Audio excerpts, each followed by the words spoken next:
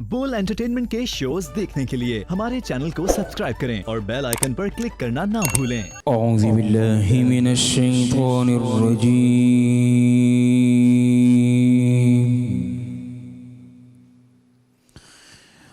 बिस्मिल्लाहिर रहमानिर रहीम।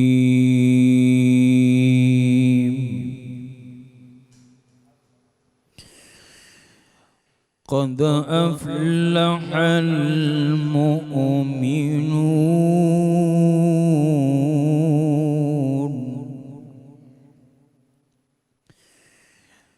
الذين هم في صلاتهم خاشعون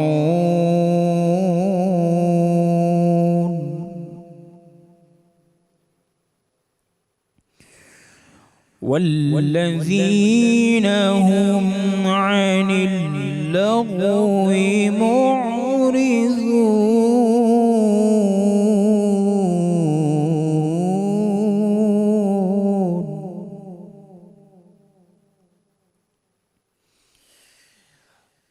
قد أفلح المؤمنون الذين هم في صلاتهم خاشعون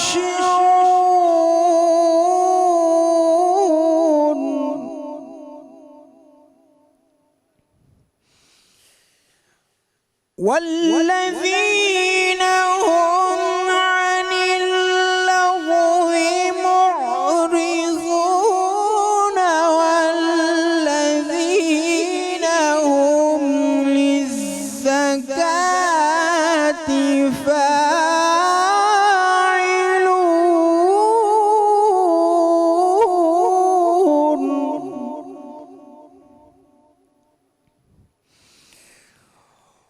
والذين هم للزكاة فاعلون والذين هم لفروجهم حافظون والذين هم للزكاة فاعلون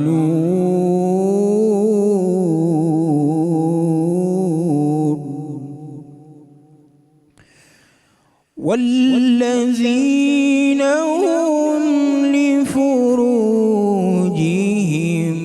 حافظون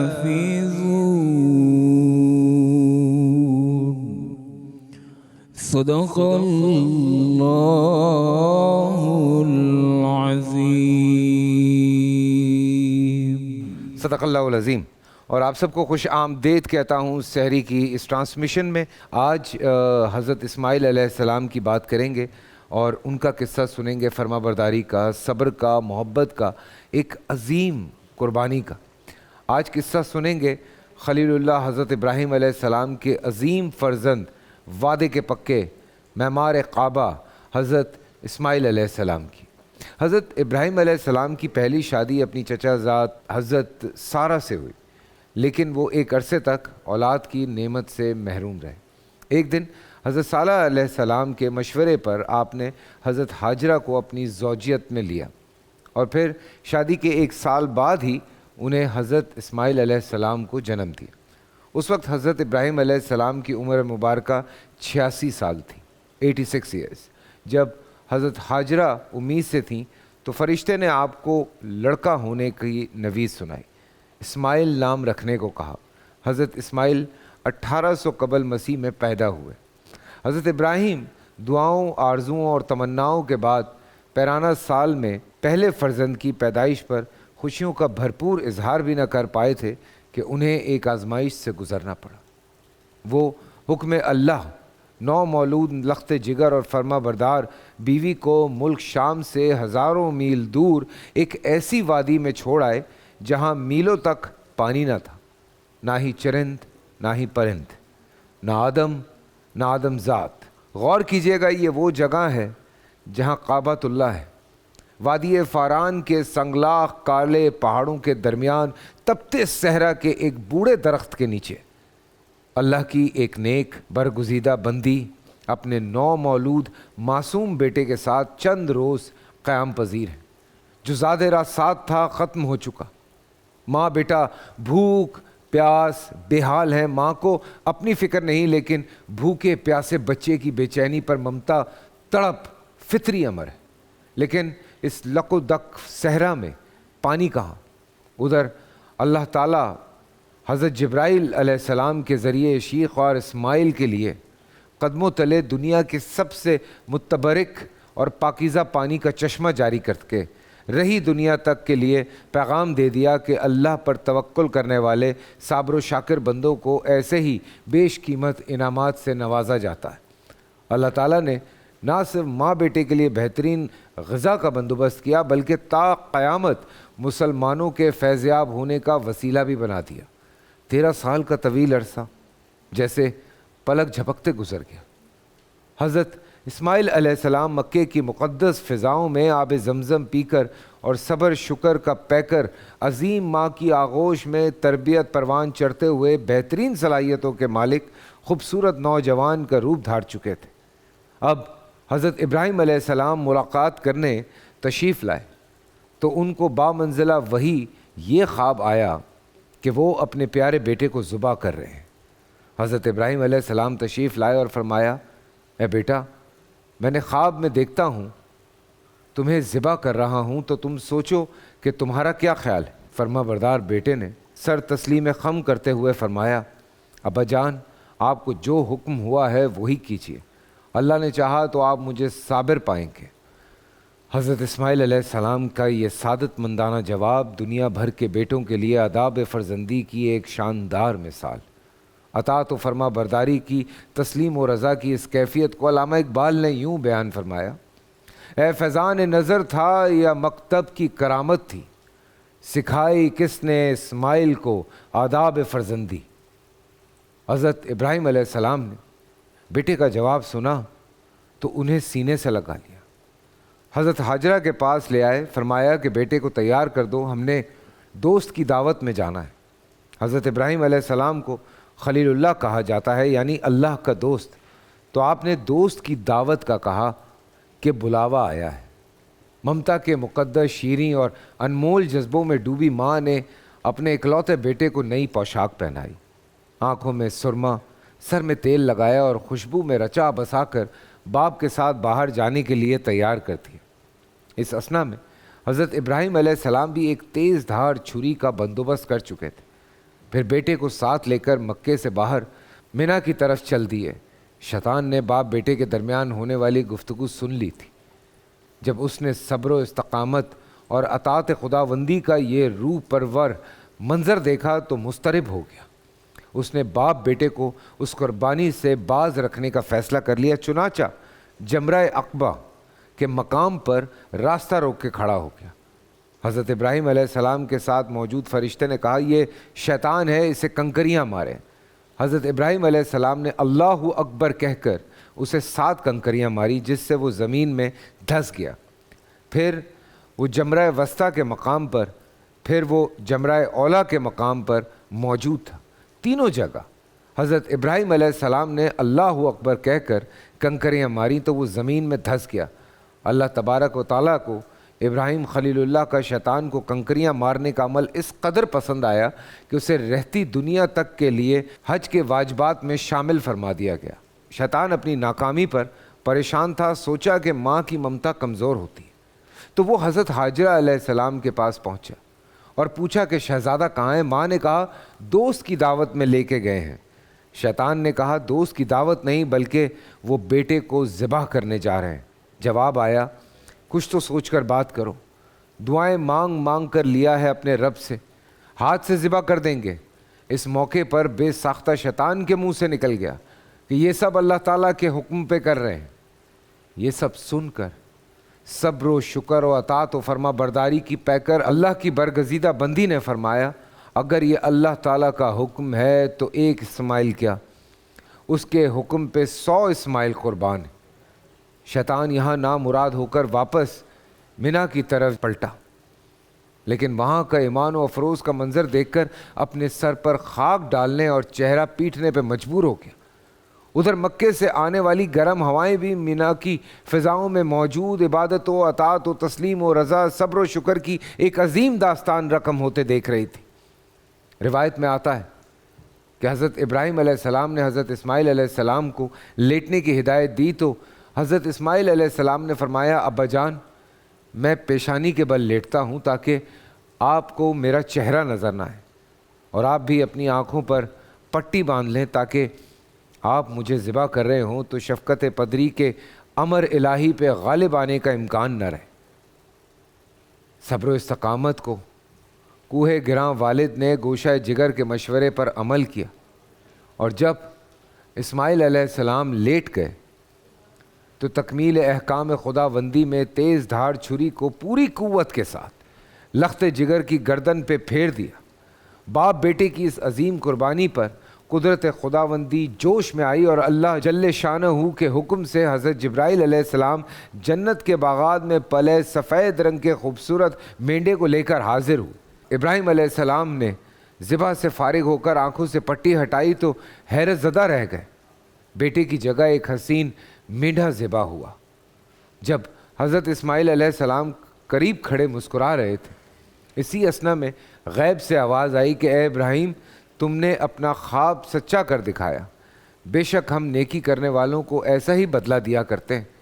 حضرت ابراہیم علیہ السلام حضرت اسماعیل علیہ السلام کی اس بے مثال جذبہ ایثار، اطاعت و فرما برداری، جرأت و استقامت، تسلیم و رضا، صبر و شکر پر مہر تصدیق ثابت کرتے ہوئے اللہ تعالیٰ نے قرآن پاک میں فرمایا، اور ہم نے اسماعیل کی عظیم قربانی پر ان کا فدیہ دے دیا۔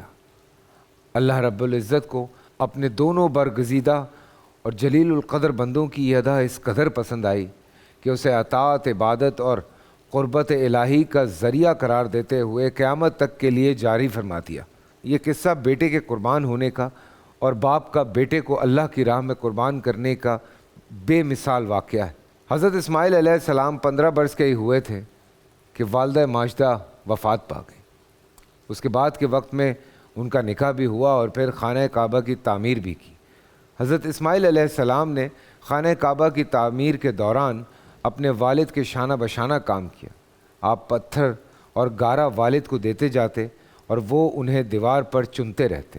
روایت میں ہے کہ خانہ کعبہ کی دیواروں میں جو پتھر استعمال ہوا اسے حضرت اسماعیل علیہ السلام نے 5 پہاڑوں سے جمع کیا تھا، جن کے نام کتابوں میں آتے ہیں، اور وہ کچھ اس طرح ہیں: طور ہرا، طور زیتا، طور لبنان، طور سینا اور طور جودی۔ حضرت اسماعیل علیہ السلام جبرائیل علیہ السلام کی نشاندہی پر جبل القیس سے حجر اسود لے آئے جو جنت کا یاقوت ہے۔ سورہ بقرہ آیت 127 میں اللہ تعالیٰ فرماتے ہیں، اور جب ابراہیم اور اسماعیل بیت اللہ کی بنیادوں کو اونچی کر رہے تھے تو دعا کیے جاتے کہ اے اللہ، اے ہمارے پروردگار، ہماری یہ خدمت قبول فرما، بے شک تو سننے والا اور جاننے والا ہے۔ تعمیر مکمل ہونے کے بعد حضرت ابراہیم علیہ السلام نے خانہ کعبہ کی صفائی، امامت اور آنے والے زائرین کی خدمت سمیت تمام کام حضرت اسماعیل علیہ السلام کے سپرد فرمائے اور ان کو نصیحت و ہدایت دیتے ہوئے بیت اللہ شریف کا متولی مقرر فرمایا۔ پھر آپ خود واپس ملک شام چلے گئے۔ حضرت اسماعیل علیہ السلام کی وفات کے بعد آپ کے بیٹے نابد بن اسماعیل کعبے کے متولی بنے۔ یہ ایک انتہائی خوبصورت قصص الانبیاء کا قصہ ہے، ایک ایسی قربانی جو کہ میرے خیال سے ہم تقریباً سبھی مسلمانوں کو اس کے بارے میں علم ہے۔ آج بھی ہم تھوڑی سی جو علماء کرام سے بات کرنے جا رہے ہیں، ایک بڑا انٹرسٹنگ ٹاپک ہے قانون کی پاسداری۔ اب اس پہ بہت سارے ایسی شاخیں ہیں، ایسی باتیں ہیں جن پہ میں اپنے علماء کرام سے بات کرنا چاہتا ہوں اور ان سے بہت کچھ جاننا چاہتا ہوں۔ تو آئیے اپنے علماء کرام کی طرف چلتے ہیں۔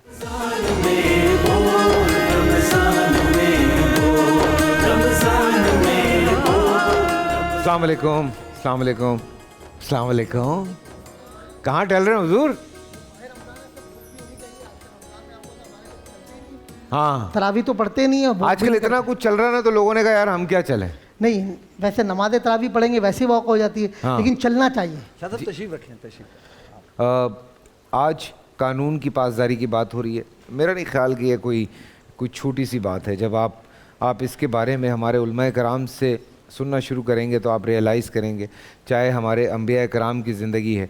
अभी मैं जो हज़रत इब्राहीम अलैहिस्सलाम और हज़रत इस्माईल अलैहिस्सलाम का किस्सा बयान कर रहा था, आप देखिए कि अल्लाह का एक कानून है जिसको किस तरह से उनके प्यारे बंदे उनकी खुशनुदी, उनका प्यार हासिल करने के लिए हर मुमकिन हद तक जा सकते हैं। आज के दौर में अगर आप पे ज़रा सी सख्ती की जाए तो कौन सा ऐसा इंसान है जो उस सख्ती को बर्दाश्त करेगा?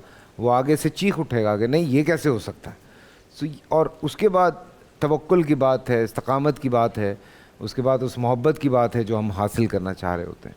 तो खैर आते हैं अपने आज के मौजू की तरफ, कानून की पासदारी जिसकी हम बात कर रहे हैं। हम ये मुल्की कवानीन के ऊपर जाएं या शरई कवानीन के ऊपर जाएं, या आप ये कहते हैं कि जो एक अल्लाह ताला का कानून है उसकी तरफ जाएं?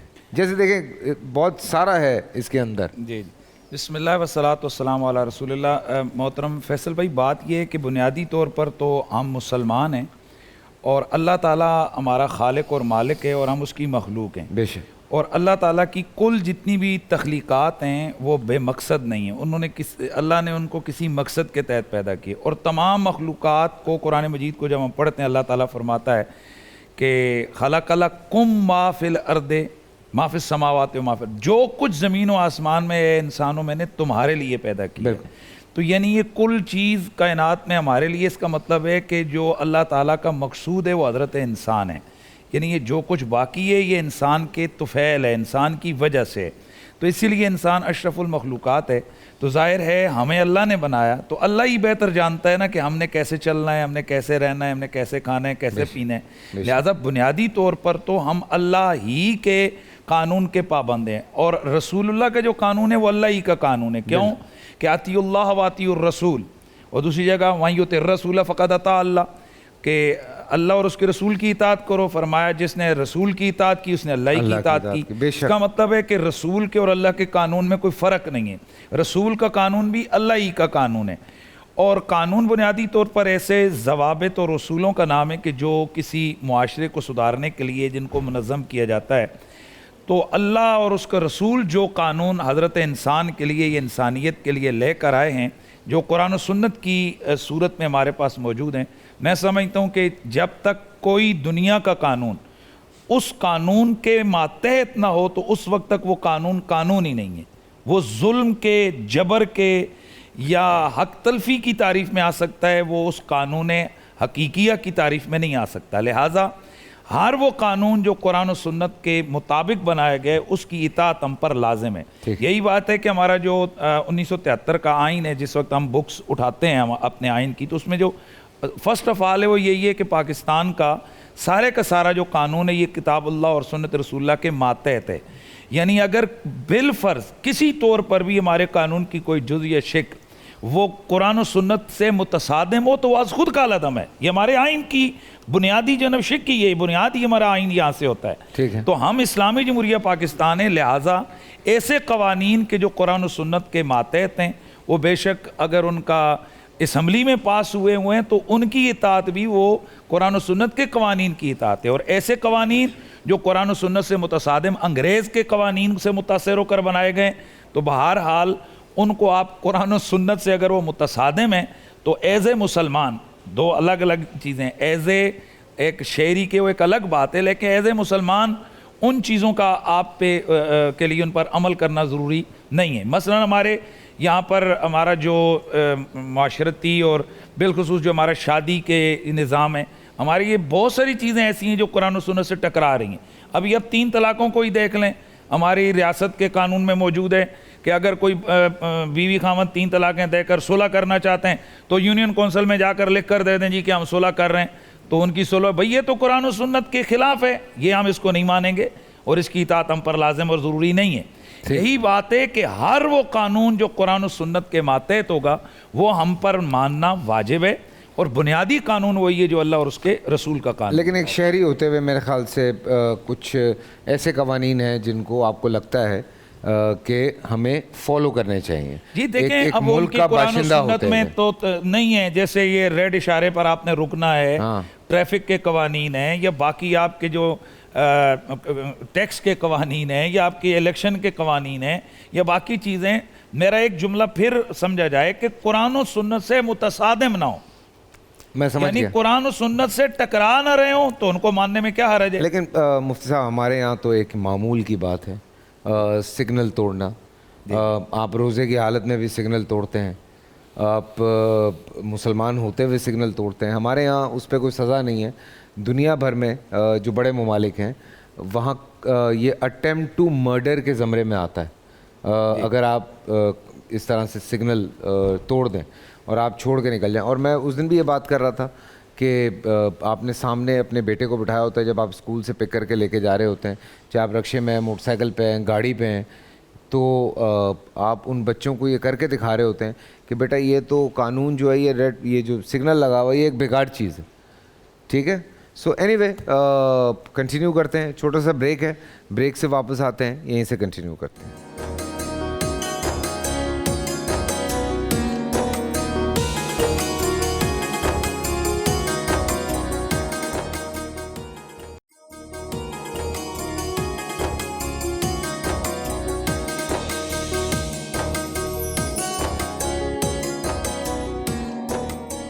جی ایک دفعہ پھر آپ کو خوش آمدید کہتے ہیں. 14ویں سحری میرا اور آپ کا ساتھ ہمارے علماء کرام کے ساتھ رہے گا اذان فجر تک, اور قانون کی پاسداری پہ ہم بات کر رہے ہیں. ایک میرا سوال آپ سے ہے پچھلی بات کا ریفرنس لیتے ہوئے کہ اگر کوئی ایسا شخص جو سگنل توڑتا ہے, سگنل توڑنے کے بعد خدا نخواستہ اس کا ایکسیڈنٹ ہو جاتا ہے, اس کا خود کا اپنا ایکسیڈنٹ ہو جاتا ہے, تو کیا وہ خودکشی کے زمرے میں آتا ہے؟ بسم اللہ الرحمن الرحیم. آج کا آپ کا موضوع معاشرتی حوالے سے انتہائی اہم موضوع ہے, انتہائی اہم موضوع. یہ چھوٹا موضوع نہیں ہے, اور اس پر میرا خیال ہے تفصیل سے ہر پہلو سے گفتگو کرنے کی ضرورت ہے. دیکھیے, قانون ہم کس کو کہتے ہیں؟ وہ ضابطہ جس کے تحت آپ کا معاشرہ جنگل سے مختلف ہو. بالکل, جنگل میں قانون نہیں ہوتا, طاقت کا قانون چلتا ہے, جو طاقتور ہے کمزور کو چیرے پھاڑے. لیکن جب آپ ایک سویلائزڈ انسانی معاشرے کی بات کرتے ہیں تو وہاں پر اس سویلائزڈ انسانی معاشرے کو چلانے کے لیے کچھ ضوابط چاہیے, کچھ اصول چاہیے. اب ساری دنیا تو مسلمان نہیں ہے. مسلمان ممالک کی تعداد اور مسلمان آبادیوں کی تعداد دیکھیں تو وہ 1.5 ارب کے قریب ہے. بالکل, باقی 4 برابر تو غیر مسلم ہیں, وہاں پر بھی تو قوانین بنتے ہیں.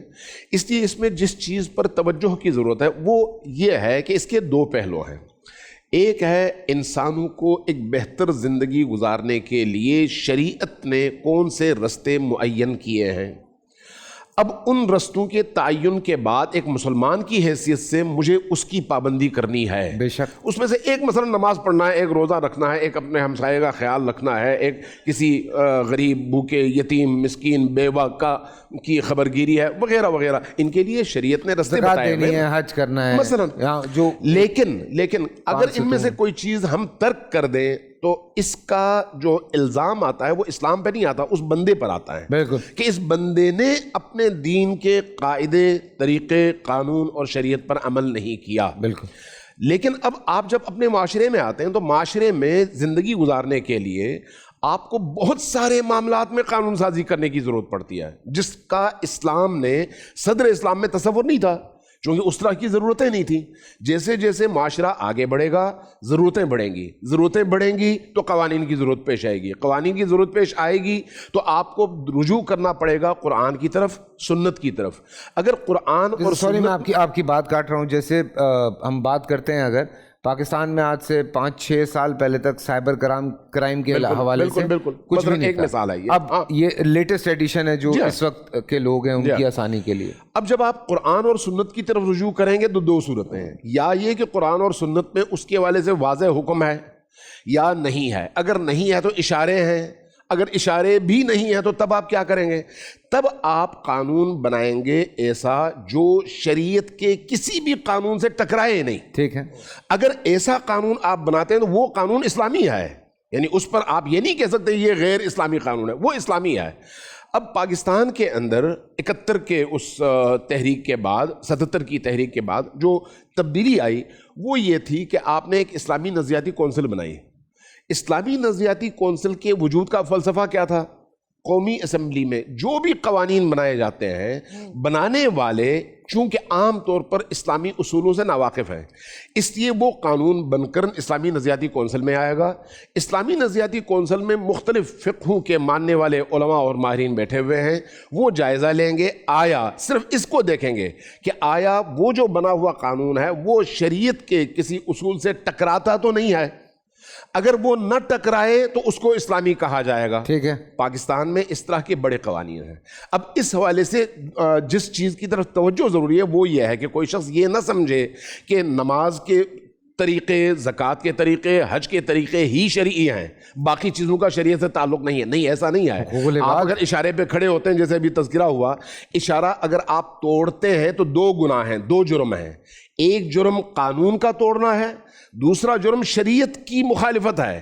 اس لیے کہ شریعت بھی آپ کو کہتی ہے کہ معاشرے کے نظم و نسق کا خیال رکھنا آپ پر ضروری ہے. سبحان اللہ. اب اس کے لیے اگر قانون بنایا گیا ہے تو وہ شریعت کے آئینے میں بنایا گیا ہے.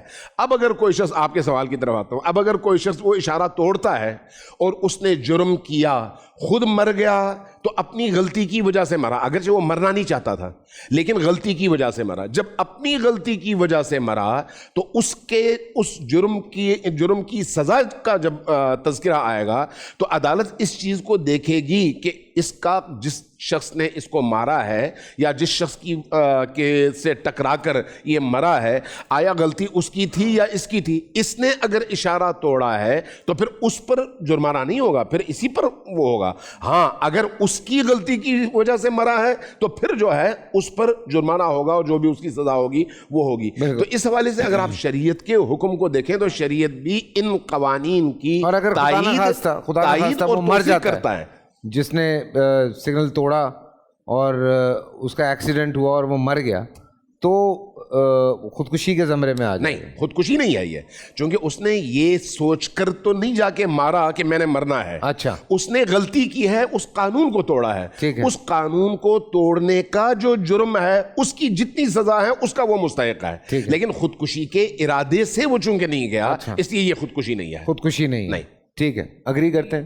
اس کا جو خون ہے یہ حدر چلا جائے گا, یعنی اس کے خون کی قیمت نہیں رہے گی. ویسے تو انسانی جان کی قیمت ہے, بالکل, آپ کو یا اس پہ قصاص ہے یا اس پہ دیت ہے. ویسے عام طور پر اس طرح کے کیسوں میں تو جان بوجھ کر اگر کوئی گاڑی کے نیچے کسی کو قتل نہ کرے تو وہ دیت نہیں ہے, قصاص نہیں ہے, دیت ہی ہے. لیکن اس صورت میں دیت بھی نہیں آئے گی کیونکہ وہ جان بوجھ کر اس نے اشارہ توڑا ہے اور ہلاکت کا پہلو یہاں پر غالب ہے, لہذا اس کا خون حاضر چلا جائے گا. ایک میرا سوال مفتی صاحب آپ سے, ایک ایسا قانون جو معاشرے میں توڑنا عام ہو, حکومت اس پہ چیک اینڈ بیلنس نہ رکھتی ہو, تب بھی اس کو توڑنا گناہ ہے؟ میرے خیال میں بہت سارے قوانین پاکستان کے ایسے ہیں, بلکہ پاکستانی قوم یہ سمجھتی ہے کہ پاکستانی قوانین بنے ہی توڑنے کے لیے ہیں. پاکستانی قوم یہ سمجھتی ہے, اور یہی قوم ہے, میں آپ کے سوال کے جواب کی طرف بھی آ رہا ہوں, یہی قوم ہے جب آؤٹ آف کنٹری جاتی ہے تو ایئرپورٹ سے لے کر جتنا عرصہ اس قوم نے وہاں رہنا ہوتا ہے یہ وہاں لائن بھی نہیں توڑتے. میں اس پہ ایک بات آپ کو بتاؤں, یہ 2 گھنٹے آپ ادھر جائیں دبئی یا 2 گھنٹے آپ ادھر جائیں اسلام آباد, ایسے انسان ہو جاتے ہیں آپ. بالکل ایسے ہی ہے, اسلام آباد میں جا کے آپ انسان ہو جاتے ہیں. اچھا, اسلام آباد سے 15 منٹ آپ باہر نکلے پنڈی میں, چل پھر وہی پاکستانی. یہ پنڈی نہیں بھائی, نام نہ لے, کراچی کی بات کریں. نہیں, پنڈی میں بھی میں نے دیکھا ہے, لیکن تھوڑی پنڈی میں ذرا کم سختی ہے. جس طرح آپ کی جناب یہاں اس دن مجھے یہ لے کر گئے, رانگ سائڈ پہ گاڑی چلائی, ٹھیک ہے نا, رانگ سائڈ. اچھا, یہ حیران ہو جاتے ہیں اسلام آباد پنڈی والے لوگ. میں تو حیران ہو گیا, میں تو ڈرائیونگ کرتا ہی نہیں ہوں مفتی صاحب. سارے شہر آپ قرآن کریم میں اللہ جل شانہ فرماتے ہیں لا یغیر ما بقوم حتی یغیروا ما بانفسہم. ہم بحیثیت قوم کسی معجزے کا انتظار کر رہے ہیں, ہم بحیثیت قوم کسی ایسی چیز کا انتظار کر رہے ہیں کہ ہمیں کوئی آ کر بدلے گا. جب تک ہم خود اپنے آپ کو نہیں بدلیں گے اس وقت تک یہاں کچھ بدلنے والا نہیں ہے. واہ واہ. اب یہ دیکھیں کہ ہم پاکستان کس کو سمجھتے ہیں؟ صرف اپنے گھر کو. میرے گھر کا کچرا گلی میں جاتا ہے. ہم روڈ پر پاکستانی نہیں ہیں. زیبرا کراسنگ کا احترام پوری دنیا میں کیا جاتا ہے. امیر المومنین حضرت سیدنا فاروق اعظم رضی اللہ تعالیٰ عنہ نے زیبرا کراسنگ کا اصول بنایا تھا. ایڈورڈ گبن نے اسے اپنی تاریخ فتوحات عمر کا حصہ بنایا. برطانیہ میں، یورپ میں، پوری دنیا میں، ایشیا میں زیبرا کراسنگ کا قانون بنا ہوا ہے کہ جتنی مرضی ٹریفک ہو، پیدل جانے والے کا حق پہلے ہے. بالکل. پیدل جانے والا اگر روڈ پر آ چکا ہے وہ پہلے گزرے گا، بعد میں ٹریفک گزرے گی. ایک گھوڑ سوار نے ایک بوڑھے کو دھکا لگایا تھا، اس کے بعد سے 1400 سال ہو گئے حضرت عمر رضی اللہ تعالیٰ عنہ کا قانون یہ چل رہا ہے. میں کل کی بات آپ کو بتاتا ہوں، پرسوں کی. میں یہاں سے نکلا، راستے میں نے کھڑے ہو کر، لیڈیز جا رہی تھیں، ساتھ اس کے چھوٹے چھوٹے 2 بچے. میں نے ڈبل اشارہ لگا کر اسے راستہ دیا. وہ روڈ کراس کیا تو پیچھے 2-3 گاڑیوں کو رکنا پڑ گیا. پچھلے آنے والی گاڑی نے جو مجھے الفاظ کہے وہ میں آپ کو کہہ نہیں سکتا، بتا نہیں سکتا. نہیں کریں. اب اس نے مجھے، حالانکہ میں نے پگڑی پہنی ہو، مجھے کہہ رہا ہے ابے مولوی نظر نہیں آ رہا، یہ کتنی گاڑیاں کھڑی ہو گئیں. اس قسم کی گفتگو، تکلم. بات یہ ہے کہ جب تک ہم خود اپنے آپ کو نہیں بدلیں گے اس وقت تک کچھ بدلنے والا نہیں ہے. اور اس کا بنیادی جو جرم ہے، بنیادی، اب اس میں مجرم کون ہے؟ مجرم حکومتیں بھی ہیں، ادارے بھی ہیں، ہم بھی ہیں. بحیثیت قوم، پوری قوم اس میں مجرم ہے. کہ سب سے بڑی غلطی ہمارے ہاں قوانین پر جو عمل نہیں ہوتا، اس کا امپلیمنٹ نہ ہونا ہے.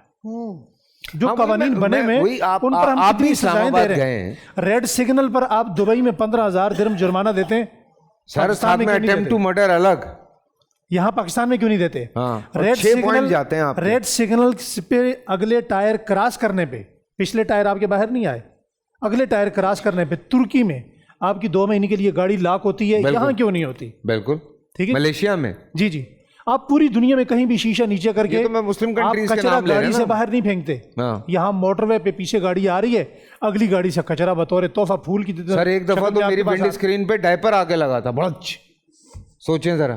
اللہ، میں جھوٹ نہیں کہہ رہا ہوں، میں جا رہا ہوں، یہ کراچی کی بات ہے. اور شارع فیصل پہ ہوا ہے میرے ساتھ. میں اس وقت ٹی وی 1 پہ کام کرتا تھا. میں وہاں سے گھر جا رہا تھا، ایسے آ کے ڈائپر چپکا، بڑچ. میں نے کہا تیری خیر. پاکستان، یہاں میں ایک بات کہنا چاہوں گا. بہت ساری باتیں ہوں گی قانون کی عمل درآمد کے بارے سے. میں ایک بات کہنا چاہتا ہوں. اگر ہم پاکستانی ہیں اور ہمیں ان لوگوں کی محبت ہمارے دل میں ہے کہ جنہوں نے لاکھوں کی تعداد میں اپنی جان کی قربانی دے کر یہ ملک آپ کو اور مجھے بطور تحفہ دیا، تو میں آج قوم سے یہ بات آپ کے توسط سے گوشہ گزار کرنا چاہتا ہوں، بلکہ پورا پینل اس بات کی تائید کرے گا کہ اللہ کا واسطہ ہے، رک جائیے، بریک لگا لیجئے، اپنے آپ کو پاکستانی ثابت کیجئے. واہ واہ. جتنی خوبیاں ہم دوسرے میں دیکھنا چاہتے ہیں وہ خوبیاں ہم اپنے اندر کیوں نہیں اختیار کر لیتے؟ ہم یہ چاہتے ہیں کہ دبئی جیسا کراچی ہو، تو کراچی میں ہم وہ خوبیاں اپنے اندر کیوں نہیں لے آتے؟ ہم یہ کہتے ہیں کہ لاہور استنبول جیسا ہو. جی ہم ان قوانین کی پابندی تو ہمارے قانون میں بھی ہے، ہم یہاں پہ عمل کیوں نہیں کر لیتے؟ تھوڑا عرصہ اچھی خاصی سختی رہی لاہور میں، اور اس کے بعد اچانک سے جو ہے پھر وہ لاہور میں بھی تھوڑی بیرا روی سر شروع. قوم سے ایک درخواست کریں، قوم بریک لگا لے. ہم قوم تو کسی بھی کام میں بریک نہیں لگا رہی. چھوٹی سی مثال دیتا ہوں. ہمارے ہاں چھوٹے کے لیے قانون الگ ہے، متوسط بندے کے لیے الگ ہے، مڈل کلاس کے بندے کے لیے الگ ہے، بڑے کے لیے بالکل الگ ہے. مثال کے طور پر سر ایک لندن سے کال ہے، اس کے بعد ہم کنٹینیو کرتے ہیں. شاہزیب قریشی صاحب السلام علیکم. اچھا، I'm a big fan. First of all, اپنا فیصل بھائی، I'm a big fan of yours. Thank you. Thank you. Speaking from London. اچھا میرا فیصل بھائی آپ لوگوں سے سوال یہ تھا، ماشاءاللہ آپ اسپیشل ہم یہاں دیکھتے ہیں اور بہت اچھی ماشاءاللہ چل رہی ہے، پینل آپ کا بہت اچھا ہے. Thank you. میرا ایکسپیرینس یہ تھا، آئی تھاٹ کہ میں یہاں پہ ہمیں اصل میں ایسے علماء نہیں ملتے، سو آئی تھاٹ کہ میں یہاں پہ ہی پیش کروں. اور الحمدللہ میری کال لگ گئی، لکی نہیں ماشاءاللہ. بس میرا سوال یہ تھا کہ میرا ایک فرینڈ ہے، ڈرائیونگ کے دوران اس سے مرڈر ہو گیا، مطلب ایکسیڈنٹ ہو گیا. اب وہ اس کی ڈیتھ ہو گئی بندے کی. اب اس نے مطلب اب اس سے پوچھنا تو اس کو کہتے ہیں میری غلطی نہیں تھی یار، میں تو مطلب ہائی وے ہے تو اوور اسپیڈنگ ہے، لازمی بات ہے، میں تو اپنی اسپیڈ پہ جا رہا ہوں، سڈنلی بندہ آ گیا. تو اس کا کیا مطلب اس کی کیا اس کا طریقہ کار ہوگا؟ کیا وہ مرڈرسٹ کہلائے گا یا پھر اسلام نے کوئی دوسرا راستہ اس کے لیے نکالا ہوا ہے، یا غلطی سے اگر وہ غلطی سے آبویسلی وہ ٹوٹا ہے؟ ٹھیک ہے, تو اس کا حل کیا ہوگا؟ بالکل. میں دیکھیں میں ابھی علماء کرام سے اس کا جواب لیتا ہوں. میں بھی اس چیز کا شکار ہوں. ایک دفعہ میں رات میں غالباً کوئی 1-1:30 بجا تھا, میں شوٹ سے آ رہا تھا, مائی کلاچی سے پیچھے جو شیر شاہ والا علاقہ ہے وہاں سے میں گزارا تھا. تو ایک ٹرک میرے سامنے تھا, میں اس کے بالکل پیچھے تھا. ٹرک لیفٹ ہوا, میں نے کہا اچھا اس نے مجھے جگہ دی ہے, میں رائٹ ہوا ہوں. میری میکسیمم اسپیڈ ہوگی 60 کی یا 50 کی. ٹرک کے پیچھے سے زیادہ اسپیڈ ہو نہیں سکتی. تو میں جب رائٹ ہوا ہوں تو سڑک کے بیچ میں ایک لڑکا بائیسیکل پہ کھڑا ہوا بات کر رہا تھا, اور وہ لڑکا ہٹ ہوا میری گاڑی سے, اور وہ آ کے میری ونڈ اسکرین پہ لگا, نیچے گرا. میں نے گاڑی آگے جا کے روکی, میں نے ریورس کی. لوگ جمع ہو گئے مارنے کے لیے. میں نے کہا مجھے مارو گے اس کی جان چلی جائے گی, مجھے ہاسپٹل پہنچانے دو. خیر پولیس والے وہاں تھے, وہ آئے, انہوں نے ہم نے اس کو میری گاڑی میں ڈالا, ہم لے کے اس کو ہاسپٹل پہنچے. میں جب ہاسپٹل پہنچا تو ہاسپٹل کے ڈین مجھے اچھی طرح سے جانتے تھے. انہوں نے مجھ سے آگے کہا کہ اگر تم جانا چاہتے ہو تو چلے جاؤ, مت رکو یہاں پہ. تو میں نے ان سے درخواست کی, میں نے کہا میں ایکٹر ٹائپ آدمی ہوں, سینسیٹیو آدمی ہوں, اگر خدا نخواستہ اس کو کچھ ہو گیا تو میں ساری زندگی جو ہے وہ پنکھے کو ہی دیکھتا رہوں گا, میں اس طرح کا آدمی ہوں. تو انہوں نے مجھے کہا کہ اچھا پھر چیک اپ کرواؤ اپنا. پھر انہوں نے میرا بلڈ ٹیسٹ کیا کہ کہیں نشے میں تو نہیں ہے, اور ٹیسٹ ہوتے ہیں. پھر پولیس آ گئی, انہوں نے آ کے میرا لائسنس دیکھا, گاڑی کی انسپیکشن کی. لیکن اس کے باوجود جو ہے وہ بچہ نہیں بچا, پر اس کے باوجود جو ہے کیس عدالت میں گیا, اور حالانکہ غلطی میری نہیں تھی, لیکن انہوں نے درخواست کی مجھ سے کہ آپ جو ہے وہ بلڈ منی پے کر دیں اگر آپ چاہتے ہیں تو میں نے پے کر دی. میں نے کہا ٹھیک ہے بھائی, اگر یہ اس طرح سے, کیونکہ میرے خیال سے اس کی فیملی کو اس طرح ضرورت تھی. تو یہ ہوا میرے ساتھ. اب اس پہ 2 صورتیں یہی ہوتی ہیں, کیونکہ میری غلطی نہیں تھی, اس لیے یہ بات میں یوں بیٹھ کے بتا رہا ہوں آپ کو. تو اس پہ کیا امپلیمنٹ ہوتی ہے میں آپ لوگوں سے جاننا چاہتا ہوں, جو بھائی نے میرے سوال کیا ہے. بسم اللہ الرحمن الرحیم. فیصل بھائی, یہ صورتحال ایسی ہے کہ جیسی آپ نے ابھی بتائی ہے, ظاہر ہے کہ آپ خود بھی کہہ رہے ہیں کہ آپ کو جو ہے وہ آپ کی غلطی نہیں تھی اور غلطی کسی اور کی تھی, اور وہ آپ یعنی آپ سے ایک خطا وہ والی کہ جو آپ نے جان بوجھ کے نہیں کی. ظاہر ہے گاڑی آپ چلا رہے ہیں, روڈ پہ وہ آگے آ گیا. تو ابھی یہ مفتی صاحب نے آغاز میں یہ بات کہہ دی تھی جب شہیدی صاحب نے بات کی کہ اس طرح اگر کوئی آدمی جان بوجھ کے, اب ظاہر ہے اس نوجوان کو بھی روڈ پہ کھڑے ہو کر موبائل نہیں سننا چاہیے. اگر وہ اس جگہ پہ کھڑا تھا جہاں پہ رکنے کی جگہ موجود ہے, جس کو کیا کہتے ہیں وہ آپ فٹ پاتھ, ایسی جگہ جہاں بائک والوں کو رکنے کی اجازت ہے, تب اگر وہاں تک آپ پہنچے تب تو پھر وہ آپ کی غلطی رائٹ فاسٹ لین میں تھا نا, اوورٹیک لین جسے ہو جاتا ہے ایسا. تو اس میں جو ہے نا وہ شرعی میرے بھائی کا جو آپ نے کیا, اس میں اس نے بھی یہی کہا ہے کہ میں ہائی وے پہ تھا. جی وہ ہائی وے پہ, اور وہ بندہ سامنے آ گیا, وہ بندہ سامنے آ گیا. تو ظاہر ہے ہائی وے پہ تو آپ بہت اسپیڈ میں جا رہے ہوتے ہیں, اور اسپیڈ جو لکھی ہوئی ہے, جو باہر تو بہت ایکسیڈنٹ ہوتے ہیں, جو اسپیڈ لکھی ہوئی ہے اگر آپ اس پہ جا رہے ہیں اور وہاں ہائی وے پہ اور موٹر وے پہ تو باڑ بھی لگی ہوتی ہے کہ اس پہ نہ آئیں, اس کے باوجود اگر کوئی سامنے آ جاتا ہے, ہٹ ہو جاتا ہے, تو یہ آپ نے بہت اچھا کام کیا. بعض دفعہ ایک اور مسئلہ ہوتا ہے, ایک دفعہ ہم خود ٹرین میں تھے, ٹرین کے آگے آدمی آ گیا, تو اب ٹرین کے ڈرائیور کو یہ ہوتا ہے کہ وہ جب بندہ ہٹ ہو جائے, اس کو نظر آ جائے, تب بھی وہ روک نہیں سکتا. تو ریلوے کا یہ قانون ہے پاکستان میں, باہر کا مجھے پتہ نہیں ہے, کہ وہ بندہ ہٹ کرنے کے بعد جب وہ آگے چلا جائے گا تو پھر وہ آگے جا کے رکے گا, یعنی اتنا آگے رکے گا کہ پوری ریل گاڑی آگے چلے جائے اور وہ پیچھے, تو پھر وہ ڈرائیور رکتا ہے اور نیچے قانونی پروسیس پورا ہوتا ہے, ڈرائیور سے کچھ پوچھتے ہیں اور پھر اس کے بعد جو ہے وہ لاش اٹھا لی جاتی ہے. تو اس طرح ان حالات میں اخلاقی طور پر جیسے آپ نے کیا, یہ قابل تحسین بات ہے. غریب آدمی تھا کوئی بائک والا, آپ نے اس کی مدد کی, اور ظاہر ہے کہ آپ دلی طور پر مطمئن ہیں. یعنی سب سے پہلا فتویٰ تو ہم اپنے آپ سے پوچھتے ہیں نا کہ یہ غلطی میں نے کی تو میں تنہائی میں کہ میں دلی طور پر مطمئن ہوں. یہ تو ایک بات ہو گئی. اب میں ایک اہم بات کرنا چاہ رہا ہوں, وہ یہ, ابھی ہم قانون کے حوالے سے بات کر رہے ہیں. کچھ قوانین قرآن مجید فرقان حمید میں, اور کچھ قوانین جو ہے وہ نامعلوم زمانے سے ہیں, جنہیں نبی رحمت صلی اللہ علیہ وآلہ وسلم نے جو چلے آ رہے تھے, انسانی اصولوں کے مطابق تھے, انہیں اللہ کے نبی نے بھی اختیار کیا ہے. کچھ قوانین ایسے ہیں جو گزشتہ کتابوں میں تھے اور قرآن مجید فرقان حمید نے ان کو تبدیل کیا.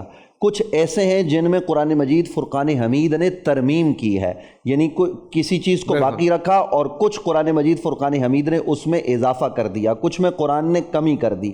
یہ تو وہ شرعی قوانین ہیں جن کے حوالے سے بتا دیا گیا کہ اس میں کوئی تغیر، کوئی تبدل کسی حوالے سے نہیں ہو سکتا. بالکل، بے شک. لیکن جو ملکی قوانین، مفتی صاحب یہیں سے شروع کرتے ہیں، چھوٹا سا بریک سے واپس آتے ہیں.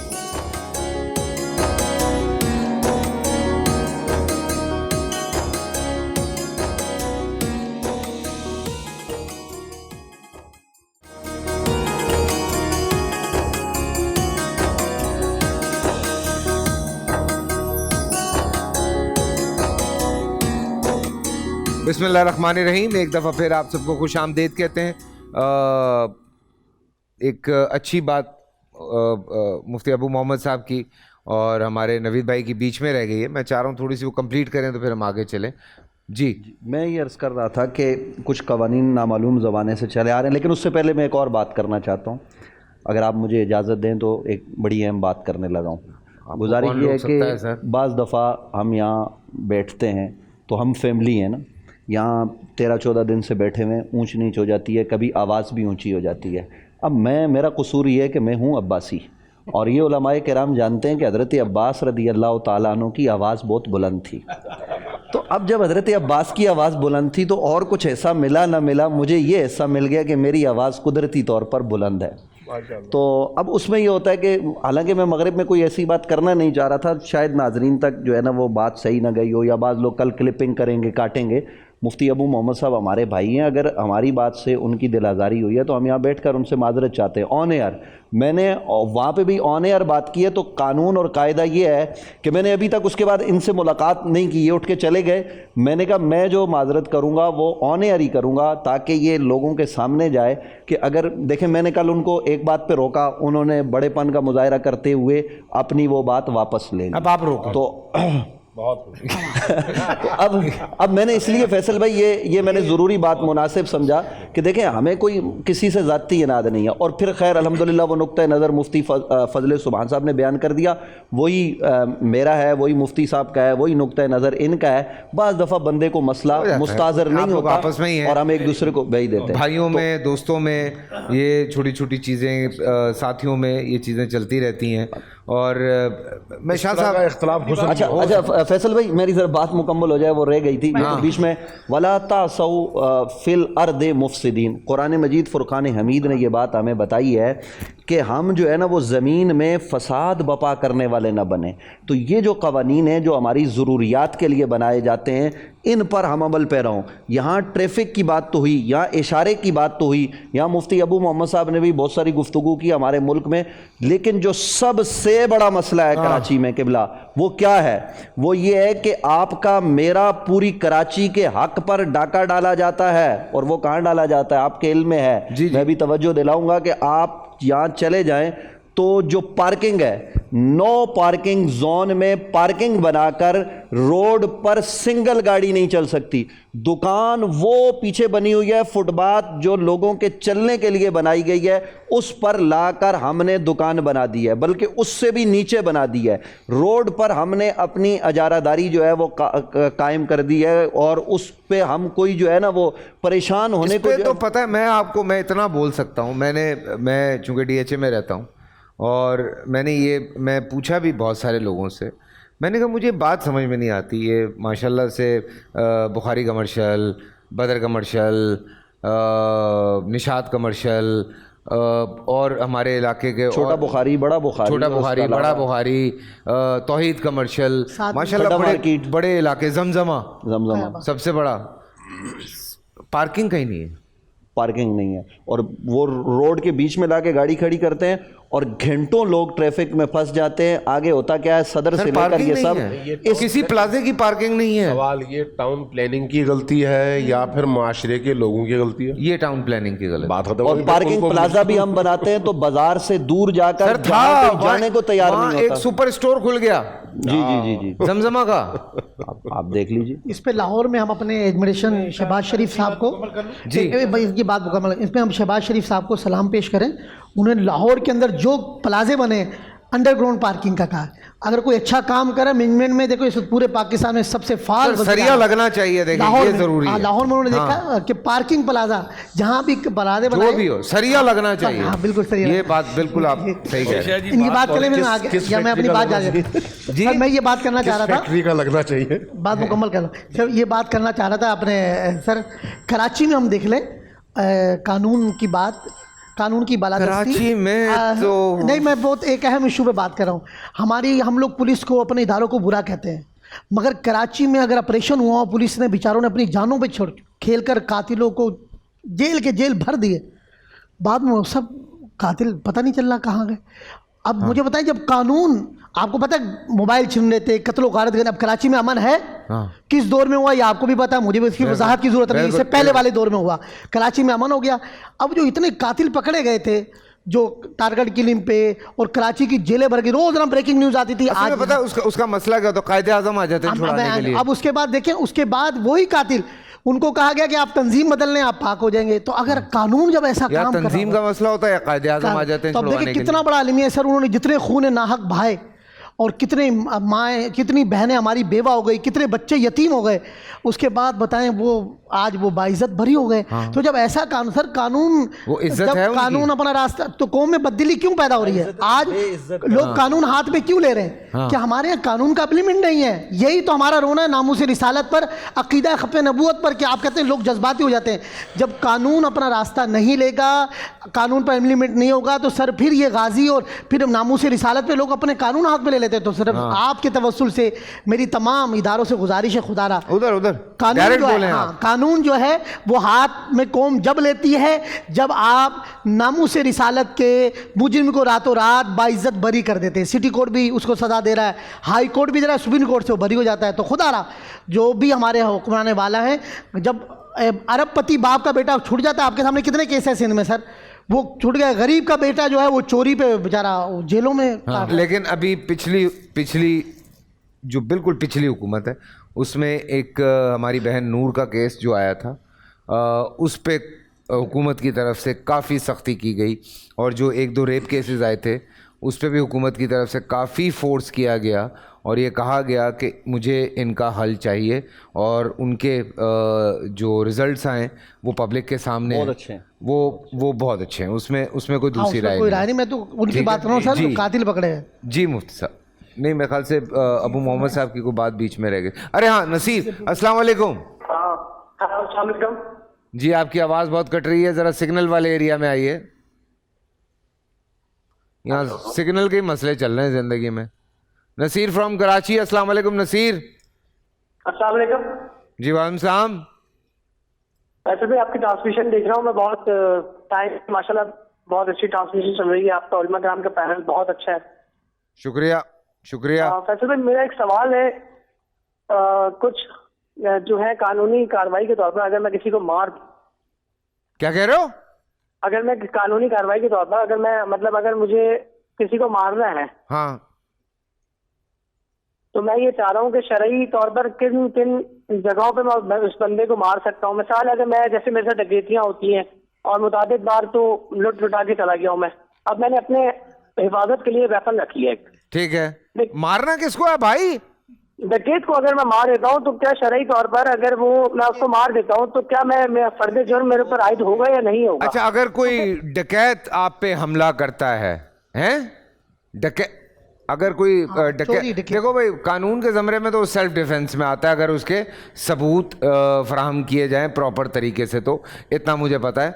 और शरई तौर पे भी मेरा नहीं ख्याल कि इसमें कोई ऐसा इशू होगा। जी बिल्कुल, शरई नुक्ते नज़र से बुनियादी तौर पर अगर कोई आदमी आपको कत्ल करना चाहता है और आप अपने सेल्फ डिफेंस में कर रहे हैं, ये भी एक सूरत इसमें इजाज़त है, यानी उसमें आपको पूछा नहीं जाएगा। वैसे तो हत्तल इम्कान कोशिश ये करनी चाहिए कि अगर एक आदमी है उससे आपकी जान छूटती है कि उसके आप पाँव पे मार कर या उसके वैसे ज़ख्मी करके आपकी जान बच सकती है तो आप वो करें। हाँ। क्योंकि आपका अगर मकसूद ही अगले को कत्ल करना होगा तो फिर ये आपकी नीयत के मुताबिक आप पर डिपेंड करता है। लेकिन बहरहाल ऐसी सूरत में शरअन कोई सज़ा नहीं है। लेकिन मेरे एक बात याद आ गई, मेरे अब्बा मुझे कहते थे کہ بیٹا اسلحہ اس دن رکھنا اپنے ساتھ جس دن تمہارے سینے میں لوہا ہو. سو تاکہ پسٹل کا مطلب ہرگز یہ نہیں ہے کہ وہ چھوٹی چھوٹی باتوں پہ باہر نکل رہا ہے.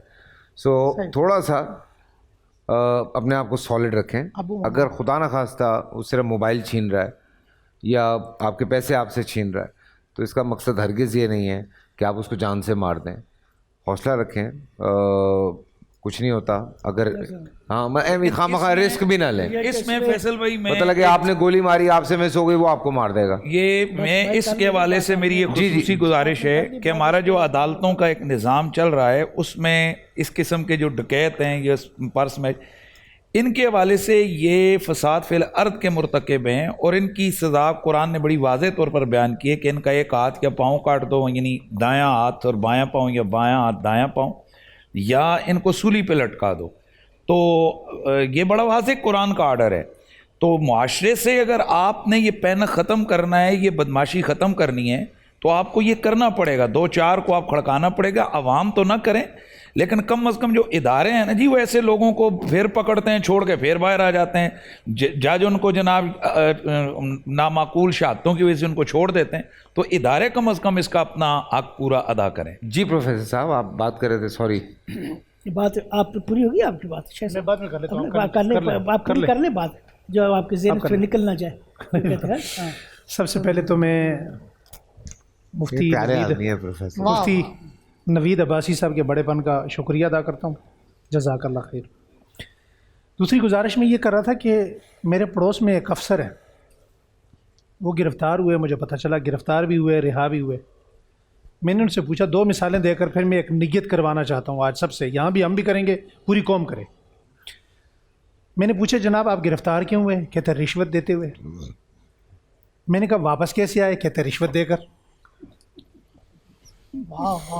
اللہ کہہ بھی سمجھ کے سامنے رہا ہے وہ آدمی, مطلب کہہ بھی کس کے سامنے رہا ہے؟ جو ٹی وی پہ بول دے مفتی ابو محمد کے سامنے کہہ گیا وہ. سمجھے, ابھی وہ سن رہے ہوں گے, وہ مجھے روزانہ سنتے ہیں. نام نہیں دیا. بات یہ کہ یہ بات میں قوم کی محبت میں کر رہا ہوں, اپنے ملک کے قوانین کی محبت میں کر رہا ہوں. ہمارے ہاں 2 بندے رشوت دیتے لیتے پکڑے جائیں تو وہ چھوٹ کر بھی رشوت دے کر ہی آتے ہیں. لاجواب. اب اگلا جملہ سنیے گا. ہم جن لوگوں کی مثالیں دیتے ہیں, میں آج سے 4-5 سال پہلے میں امارات میں زیادہ رہا ہوں, الین کے اندر دبئی میں. شیخ محمد نے گاڑی غلط پارکنگ کی تھی, جو آج بھی ان کی فوج کا جرنل ہے. تو وہاں آپ کو پتہ ہے گاڑی کے بلیک شیشے ہوتے ہیں, اور وہ شرطہ آیا, پولیس والا آیا, اس نے دروازہ نوک کیا. اس نے شیشہ نوک کیا تو اس کے پاؤں کے نیچے زمین نکل گئی. اس نے کہا جناب یہ تو پورے امارات کا بادشاہ ہے. اس نے کہا جی بیٹا ادھر آؤ, آپ بتاؤ قانون کیا کہتا ہے؟ کہا جی قانون آپ کو جرمانہ دیتا ہے, مخالفہ دیتا ہے, آپ نے گاڑی غلط پارک کی ہوئی ہے. اس نے مخالفے کا پرچہ لیا, لیٹر لیا. اگلے دن وہ بینک گیا. اب بینک میں مخالفے جمع کروانے والے کون ہوتے ہیں؟ زیادہ ہمارے پٹھان طبقہ ہوتا ہے, یہ زیادہ اسپیڈ میں گاڑی چلاتے ہیں یا غلط پارکنگ کرتے ہیں. اب یا بنگالی ہوتے ہیں یا انڈین لوگ ہوتے ہیں. اب ان کی لائن لگی ہوئی تھی مرور کے اندر جرمانے دینے والوں میں. اب وہیں آ کے شیخ زید بھی لائن میں لگ گیا. واہ واہ. اب سارے لوگ ہٹ گئے, سارے لوگ ہٹے. انہوں نے کہا جناب شیخ صاحب, انہوں نے کہا نہیں, اپنی لائن میں آپ اپنے نمبر پہ ہیں, میں اپنے نمبر پہ مخالفہ پہ کراؤں گا. وہ بندہ کھڑا ہوا, پوری دنیا کے میڈیا نے دکھایا کہ ملک کا بادشاہ 1500 روپے جرمانہ غلط پارکنگ کی وجہ سے دینے کے لیے لائن میں کھڑا ہوا. چھوٹوں کے لیے کیا بن گئی؟ ایگزامپل بن گئی. ہم اپنی حکومت کو تو نہیں سمجھا سکتے. ہمارے استاد محترم تھے مولانا یوسف صاحب لدھیانوی رحمۃ اللہ علیہ, ان سے کسی نے کہا جی دعا کریں حضرت عمر جیسا حکمران آ جائے. انہوں نے فرمایا جہاں حکمران حضرت عمر جیسے ہوتے ہیں وہاں عوام بھی ابو ہریرہ اور بلال جیسی ہوتی ہے. سبحان اللہ. اور لاہور میں اذان فجر کا وقت ہوا, چھوٹی سی بریک سے واپس آتے.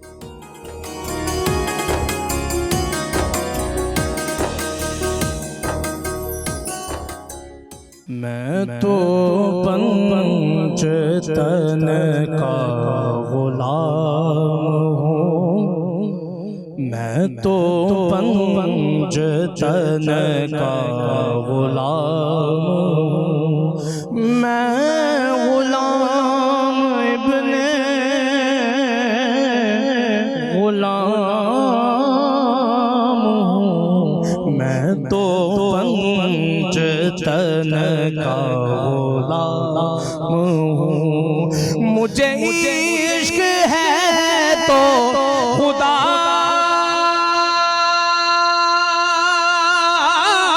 سے ہے, مجھے عشق ہے تو رسول سے یہ کرم ہے سارا بطول کا میرے منہ سے آئے مہک صدا میں جو نام لوں تیرا جھوم کے تو پنجتن کا کیا بات ہے، کیا بات، کیا بات ہے۔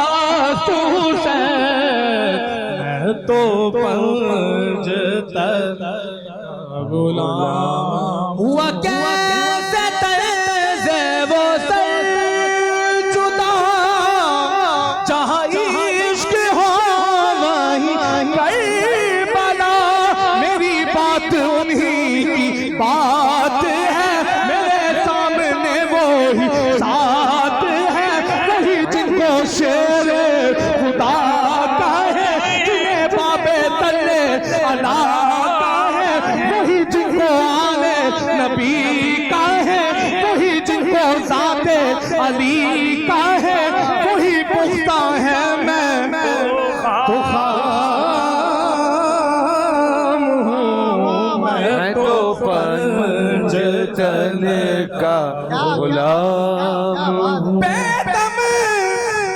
یہی تو پانچ ہے مقصود کائنات خیر النساء حسین و حسن مصطفیٰ علی میں تو پنجتن کا غلام ہوں جو علی علی مفتی صاحب یا جو علی علی کرے صدا وہی مشکلوں سے رہے بچا علی اسی کا امام ہے جو بھی پنجتن کا غلام ہے میں تو پنجتن کا غلام جو بھی فاطمہ کی دہائی دے تو خدا بھی اس کو بڑھائی دے بڑا اونچا اس کا مقام ہے جو بھی پنجتن کا غلام ہے تو پنجتن کا میں تو پنجتن کا غلام سبحان اللہ، سبحان اللہ، خوش رہیں آپ، خوش رہیں۔ یہ ایک میری پسندیدہ چیز جو آپ فصیح الدین سہروردی شاہ صاحب جی جی جی کا یہ پڑھا ہوا کلام ہے، وہ میرے پیر و مرشد ہے الحمدللہ۔ اللہ تعالیٰ ان کو ان کا سایہ تادر قائم رکھیں، آمین، اور ہمیں سلسلہ عالیہ سہروردیہ کا کام کرنے کی توفیق عطا فرمائے۔ آمین آمین آمین۔ اور وعلیکم السلام، مجھے آپ کا سلام ملا، بہت بہت شکریہ، آپ نے یاد رکھا نعت چیز کو، بہت اچھا لگتا ہے، اور آپ بہت ساری دعائیں بھیج رہے تھے باسط کے ہاتھوں مجھے، تو تھینک یو آپ کا، میں جتنا بھی شکریہ ادا کروں وہ کم ہے۔ باہر ہیں آج کل کہیں وہ کینیڈا میں امریکہ میں مقیم ہے، اور وہیں الحمدللہ سلسلہ عالیہ سہروردیہ کا کام کر رہے ہیں اور محفل ماشاءاللہ کر رہے ہیں، لیکن انشاءاللہ وہ عید میں پاکستان میں آئیں گے۔ چلیں انشاءاللہ پھر ملاقات کرتے ہیں۔ بہت بہت شکریہ باسط پیغام پہنچانے کا، لوگ تو یہاں بات ہی پوری نہیں پہنچاتے، سو آپ نے اسپیشلی پیغام مجھ تک پہنچایا۔ میں قبلہ شاہ صاحب کو آپ کا سلام پہنچاؤں گا۔ وعلیکم السلام۔ جی پروفیسر صاحب، گفتگو آپ سن رہے ہیں، سارا سلسلہ آپ سن رہے ہیں، منقبت بھی سن چکے ہیں، اور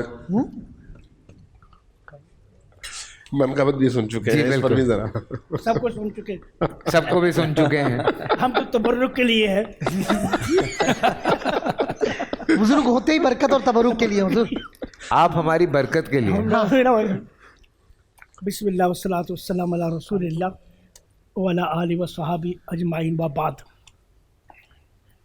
वो जो बात आपने की थी क़वानीन की पाबंदी, जी, इस्लाम ने हमें एक कायदा दिया है, ला दररा वला दरारा, ना नुकसान उठाओ ना किसी को नुकसान दो। सुभान अल्लाह। हर वो काम जिससे किसी को नुकसान पहुंचता है इस्लाम में हराम है। सुभान अल्लाह, सुभान या अल्लाह। आपको नुकसान मिलता है, क्योंकि कायदा दे दिया है, इसी कायदे पर हर कानून आएगा।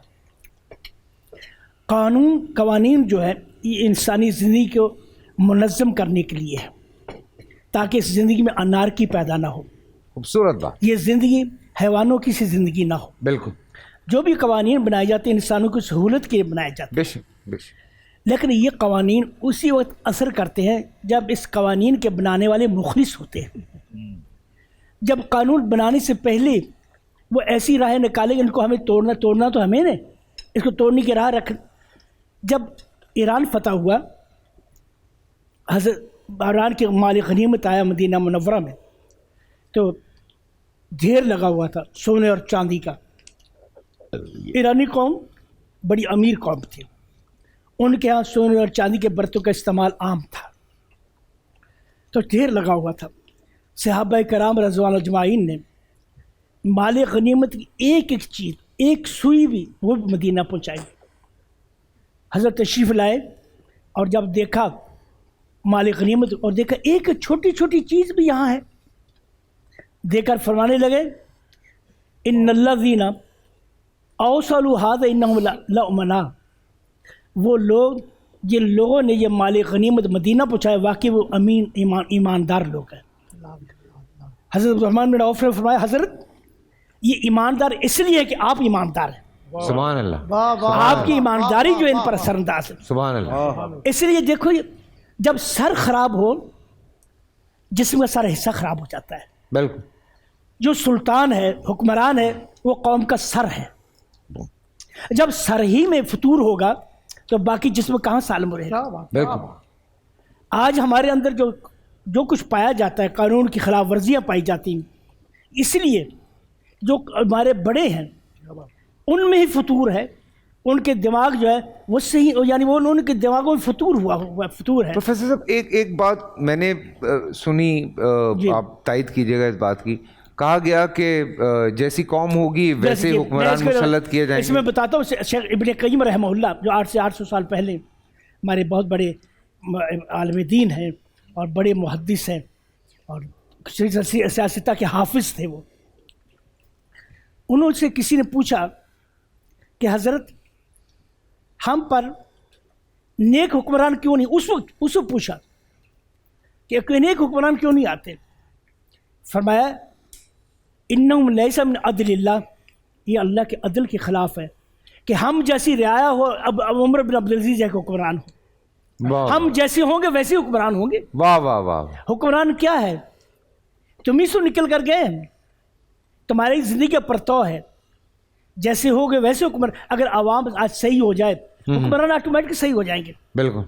आवाम भी ऐसी चाहती है, हमें ऐसे हुक्मरान चाहिए जो हमें भी खिलाएं, खुद भी खाएं और हमारे हर बिगड़े काम को बनाएं। वाह वाह। रिश्वत लेकर हमसे हमारे जो गलत काम करें, अगर नेक और सारे हुक्मरान आ जाए जो ये कह दे कि भाई आप ये नहीं कर सकते। अब मैंने देखता हूँ जो सूरत हाल पाकिस्तान के इस वक्त, इमरान खान वाकई अपनी जगह एक मुखलिस इंसान होगा, लेकिन उसके साथ जो लोग मिले पैसे वाले, वो इसलिए नहीं मिले थे कि उनको इससे मोहब्बत थी, उनको इससे वो मौका चाहते थे, एक और मौका, पैसा बनाने का मौका चाहते थे। जैसे इसको हुकूमत मिल जाएगी हमें और मौका मिल जाएगा, हम मज़ीद दौलत बनाएंगे। जब उन्होंने देखा कि हमें यह मौका नहीं मिल रहा, वो उसके खिलाफ हो गए। ज़बरदस्त। हम तो इन्वेस्टमेंट की थी इस पर ताकि हम अब और पैसा बनाएं। तो हमारी रियायत जो है, हमारे लोग जो हैं ये ऐसे हैं। बाकी जो रहा आपने फरमाया कि जो किसी का माल, मुस्लिम शरीफ की रवायत है कि एक साहब आए अल्लाह के रसूल के पास, या रसूलल्लाह इज़ा जा अहद यसर मिन्नी माली, कोई अल्लाह के रसूल को किसी आए और मुझसे मेरा माल छीनना चाहे, क्या तो होती है माली, क्या मैं उसका अपना माल दूँ? मुस्लिम शरीफ की रवायत, मैं उसके रसूलल्लाह तो होती है, माल नहीं देना उसको। या रसूल ने कहा था नहीं, अगर वो मेरे साथ लड़ाई करता है, फरमाया इन कुतिलता अंता शहीदुन, अगर तू मारेगा तू शहीद है, फ़ैज़ा कुतिला फ़माल दमु हदर। बिल्कुल। اس کا دم جو ایسے. اور اس لیے ہم معاشرے میں بھی ہمیں چاہیے کہ ہم معاشرے کے اندر قوت پیدا کریں. میں کتاب المفرد بخاری کتاب ہے ادب المفرد، اس کی ایک روایت ہے، صحیح روایت ہے. ایک صاحب آئے اللہ کے رسول کے پاس، کہنے یا رسول اللہ میرا پڑوسی مجھے تنگ کرتا ہے. تو رسول اکرم فرمایا صبر کرو صبر کرو. وہ پھر کیا، پھر دوسرے یا رسول اللہ میرا پڑوسی مجھے تنگ کرتا ہے. پھر یا رسول اللہ نے کہا صبر کرو صبر کرو. پڑوسی صبر، وہ کہا اللہ کے رسول میرے پڑوسی مجھے تنگ کرتا ہے. اللہ کے رسول نے فرمایا اپنا مال اٹھا کر اپنے گھر کا سامان اٹھا کر دروازے پر رکھ لو. جب کوئی تمہارے پاس سے پوچھے کیا تمہیں سامان باہر رکھیو کہ میرا پڑوسی مجھے تنگ کرتا ہے. ایک تو ادھر رکھا، دو شام کو پڑوسی خود ہی آ کر کہتا یار تم واپس آ جاؤ، میں تم اللہ معافی مانگتا ہوں تم سے. تو ہمیں معاشرے کے اندر بھی ایسی قوت پیدا کرنی چاہیے کہ معاشرہ بھی ریسرچ کرے، اس کی مقاومت کرے، اس کا مقابلہ کرے. آج ہم برائیوں کو ایکسیپٹ کرتے ہیں. جو شخص ایسی کھیل کھیلتا ہے ہم اس کا حلا شیری دیتے ہیں، یہ بہت اچھا آدمی ہے، دیکھا کیسا آدمی یار، کس طرح ذہین آدمی ہے یہ، اس نے قانون کو توڑ دیا، قانون اس کا کچھ نہیں کر سکا. تو ہمیں بھی آج اس بات کی ضرورت ہے کہ ہم اندر ایمانی قوت پیدا کریں اور دوسرے اللہ سے دعا کریں کہ اللہ تعالیٰ ہمیں ایسے حکمران عطا فرمائے جن کے اندر قوت ایمانی ہو. اب حکمران کیا ہے، ہمارے حکمرانوں کی پالیسیاں کیا ہیں؟ حکمرانوں کی پالیسیاں لوگوں کے دلوں میں وطن کی محبت ختم کر رہی ہیں. آج ہمارے اندر جو کچھ ہو رہا ہے اس لیے ہم کہتے ہیں وطن کی محبت نہیں رہی ہمارے دلوں میں. یہ کس وجہ سے نہیں؟ ان حکمرانوں کی پالیسیوں کی وجہ سے. ماشاءاللہ بہت ساری باتیں ہیں جی جب ہم کرتے ہیں اور سمجھ میں نہیں آ رہا ہوتا کہ کہاں سے شروع کریں کہاں سے ختم کریں. اکثر ہماری بھی غلطیاں ہوتی ہیں، اکثر کبھی سامنے سے. لیکن ایک جو حاصل اصول بات ہے وہ یہ ہے کہ دیکھیں آپ چاہتے ہیں کہ آپ کے ملک میں ایسے لوگ فائز کیے جائیں اس جگہ پہ جو ملک کی باغ دوڑ دیکھتے ہیں. تو مجھے تو سمجھ میں نہیں آتا ان کو حکمران کیوں کہا جاتا ہے. Because they are working for us, وہ ہمارے لیے کام کرتے ہیں، وہ حکمران نہیں ہیں. حکمران وہ لوگ ہیں جو عدالتوں میں بیٹھے ہیں، وہ حکم کر سکتے ہیں، وہ بھی فیصلہ آنے کے بعد، یا اور جو اسمبلی میں اسپیکر صاحب ہوتے ہیں وہ حکم دے سکتے ہیں. باقی یہ حکمران نہیں ہیں، یہ سیاستدان ہیں اور ان کی مختلف جابز ہیں. یہ ہم ان کو سلیکٹ کرتے ہیں کہ بھائی ہمارے علاقے میں یہ مسئلے ہیں، ہمارے علاقے کے یہ مسئلے صحیح کروا دیں. یا وہ آپ کے علاقے کے گورنر ہوتے ہیں، وزیر اعلیٰ ہوتے ہیں، یا وزیر اعظم ہوتے ہیں، یا صدر ہوتے ہیں. ان کا بیسیکلی کام ملک قوم کو لے کے چلانا ہے. یہ حکمران ہمارے حکمران نہیں ہے، ہمارا حکمران ویسے ایک ہی ہے. سو یہ بڑی امپورٹنٹ ایک بات ہے. کر رہے ہیں جو نا، لیکن اس میں یہ بات پیش نظر رہنی چاہیے ہمیں کہ یہ جو ہمارے قومی اسمبلی کے ممبران ہیں یا صوبائی اسمبلی کے ممبران ہیں، بنیادی طور پر جو آئین کہتا ہے وہ یہ ہے کہ یہ علاقے کے کام نہیں کروا سکتے، ان کو ترقیاتی فنڈ نہیں ملنے چاہیے، ان کا کام تو قانون سازی ہے. ان کو ہم اس پارلیمان میں اس وقت بھیجتے ہیں کہ جاؤ قانون سازی کرو عوام کی بہتری کے لیے. ہوتا کیا ہے؟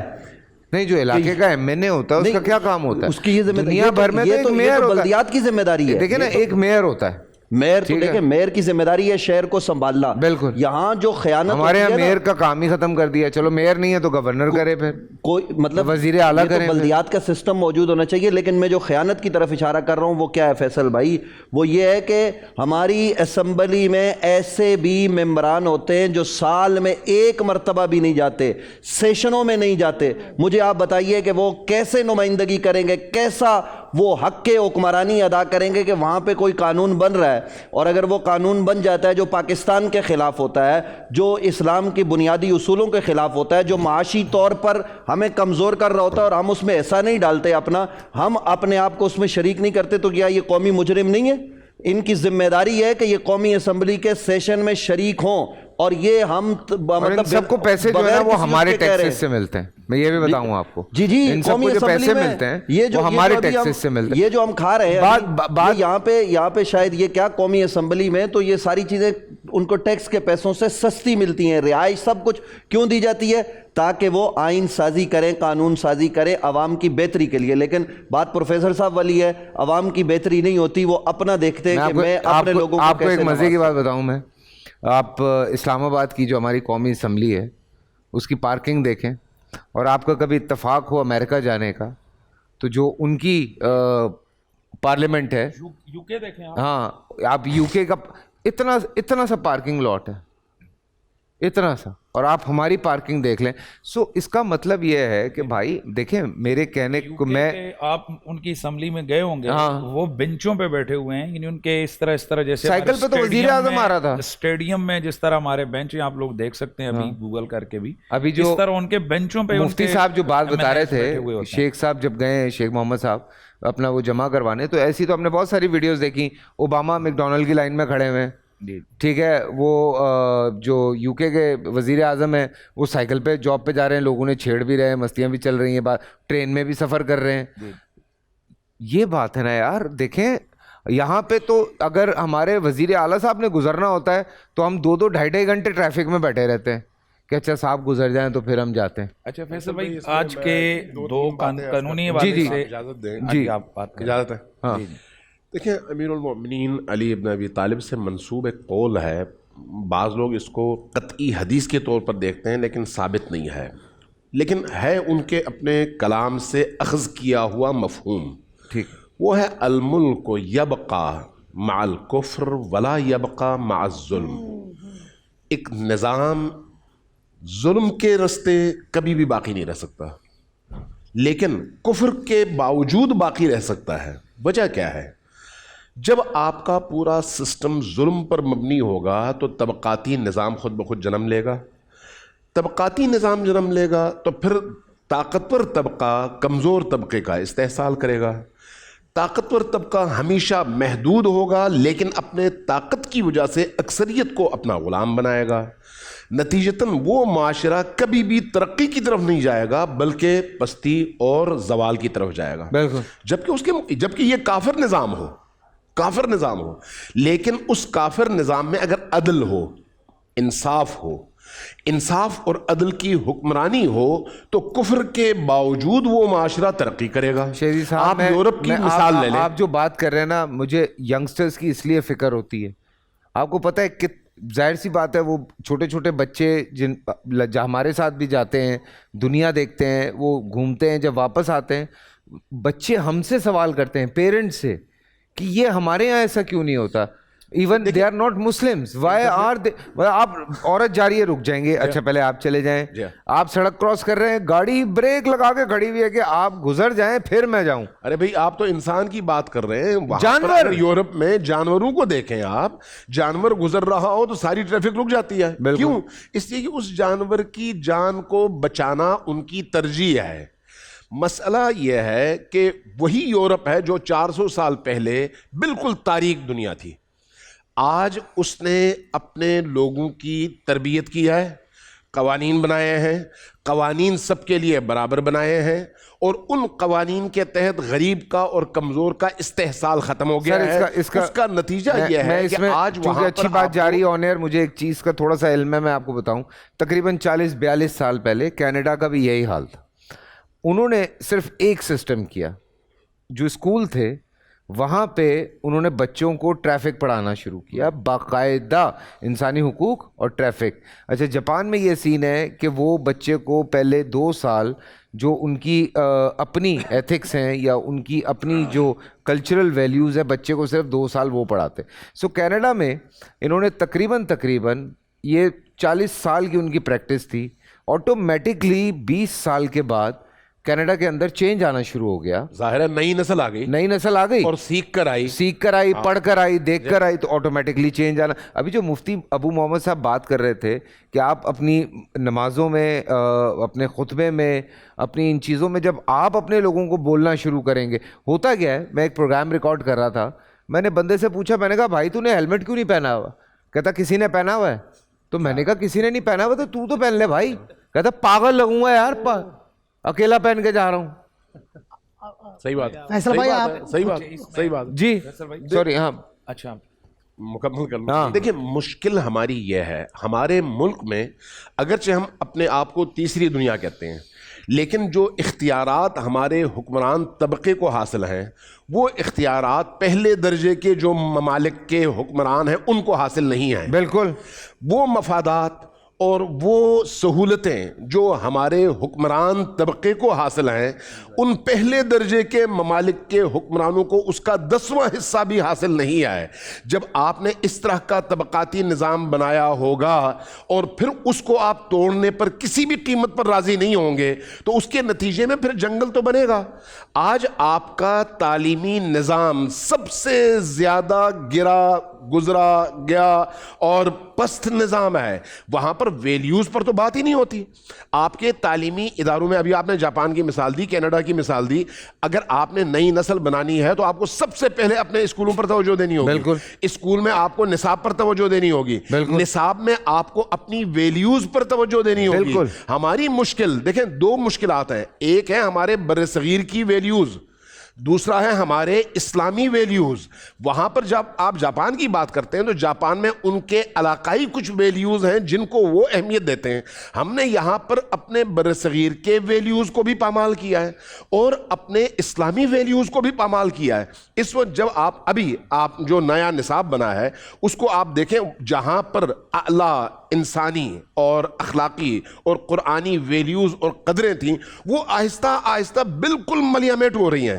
اگر آپ 40 سال پہلے کا نصاب دیکھیں, 30 سال پہلے کا نصاب دیکھیں اور آج کا نصاب دیکھیں تو آپ کو آسمان زمین کا فرق نظر آئے گا. تو جب یہ فرق نظر آئے گا اور آپ آہستہ آہستہ اپنے بچوں کو مادی زندگی کا عادی بنائیں گے, ان کی اخلاقی ویلیوز کی بالکل تربیت نہیں کریں گے. ابھی کو بتا رہا تھا محمد بن قاسم کا پورا جو چیپٹر تھا وہ نکال دیا بیچ میں سے, اور بہت ساری چیزیں نکال دی ہیں, بڑی چیزیں ہیں. دیکھیں آپ کی تاریخی جو ویلیوز ہیں نا, تاریخی ویلیوز, اس کا آغاز نبی کریم کی ذات سے ہوتا ہے, دعوت ذوالعشیرہ سے ہوتا ہے, نبی کریم کی 23 سالہ زندگی سے ہوتا ہے. اس کے بعد پھر اگلے مرحلے میں اہل البیت اور صحابہ کی زندگی سے ہوتا ہے.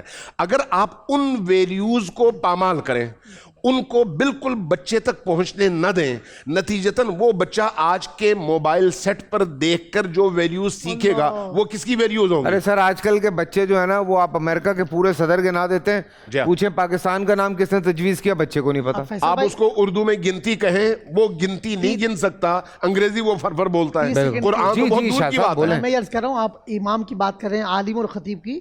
اگر ہم دیکھیں اورنگی میں, آپ مساجد میں چلے جائیں, جو ہمارے یہاں بھنگی اور سویپر کی تنخواہ ہے نا سر, وہ 25-30 ہزار 15 ہزار کما رہے ہیں.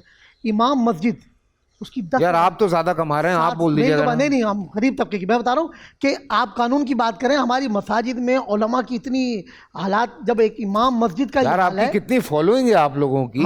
اگر سوچیں آپ لوگوں نے بول دیا نہیں بھی میرے حساب سے کوئی 50 60 70 لاکھ لوگ تو سن ہی لیں گے. یقیناً سر, زیادہ سنیں گے. میں تو یہ بالکل آپ کو 1% بتا رہا ہوں. آپ لوگوں کی بات تو اتنے, تو سوچیں کتنا سسٹم صحیح ہو جائے گا. لیکن قوم کا ایک اور بھی مسئلہ ہے نا, ہم پیغام دیں گے. وہ نماز پڑھنے آئے ہیں, انہوں نے کہنا ہے کہ بھائی نماز پڑھائیں, ہمیں نہیں سننا کچھ, بات ہو گئی. ہاں ٹھیک ہے. وہ جتنی دیر آپ کا خطبہ چل رہا ہوتا ہے وہ اپنے موبائل پہ ہوتے ہیں. فیصل بھائی, اس کی وجہ کیا ہے؟ بڑی ایک عام بات معاشرتی والے سے میں آج کے موضوع سے ریلیٹڈ ہے, اور میں پینل سے تائید بھی چاہوں گا. بہت زیادہ پرابلم ہمارے یہاں بازاروں میں یہ ہے کہ اندر جو دکان ہے اس نے باہر کا تھڑا بیچا ہوا ہوتا ہے, یا اس نے وہ فٹ پاتھ بیچا ہوتا ہے. ہمارے پنڈی میں صادقآباد کے اور کہہ رہا ہوتا ہے فلانے آدمی نے کتنی کرپشن کی ہے. نہیں, اس میں بڑی عام چیز ہے کہ وہ جو باہر تھڑا ہے وہ 20-20 ہزار روپیہ دکان والا اس سے کرایہ لیتا ہے. تو یہ چیز شرعی نقطہ نظر سے, چونکہ وہ گورنمنٹ پراپرٹی ہے اور گورنمنٹ پراپرٹی پر کوئی بندہ خود کرایہ لے, وہ یہ حرام ہے, یہ ناجائز ہے. اور وہ کہہ رہا ہوتا ہے بڑی کرپشن چل رہی ہے اس ملک میں. اس میں ایک اہم ترین اور پہلو میں عرض کروں گا کہ آپ اگر کسی دکان کے سامنے روڈ پہ گاڑی کھڑی کریں تو وہ فوراً آ کر کہتے ہیں ذرا جی دکان سے آگے ہٹا کے کھڑی کریں. تو یہ پوری ہماری قوم کو یہ اویئرنیس ہونی چاہیے کہ آپ کی دکان آپ کے گیٹ اور شٹر تک ہے, اس سے باہر گورنمنٹ پراپرٹی ہے.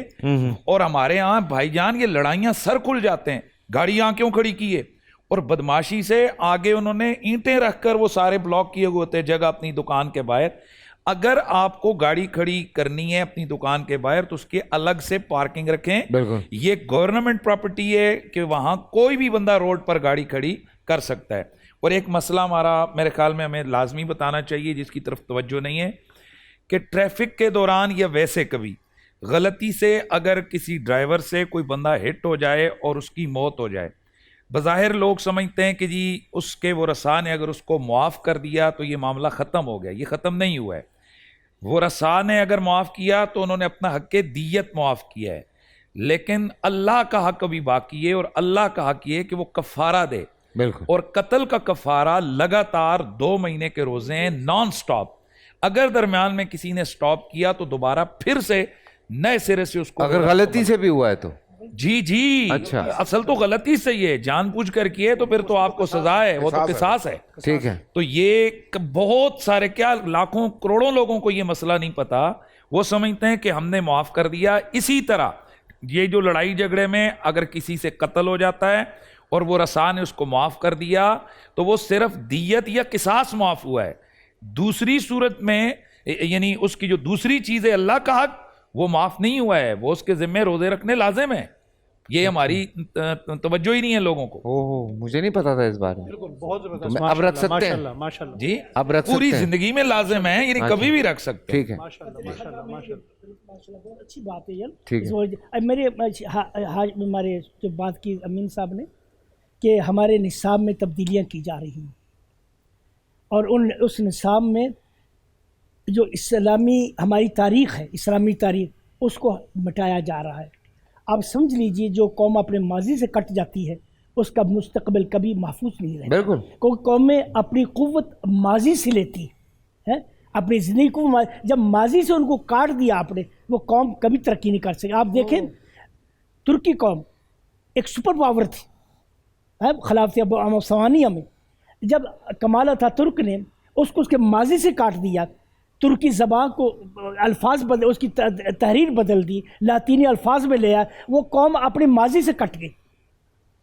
نتیجہ یہ ہوا وہ قوم دنیا کی نیچی ترین قوم چلے گی. اب قوم اٹھی ہے، وہ جب اردوگان آیا اس نے پھر اسلامی تحریر. تو ہم جو ادارے یہ کر رہے ہیں ہم ان سے گزارش کرتے ایسا مت کریں، سمجھے نا.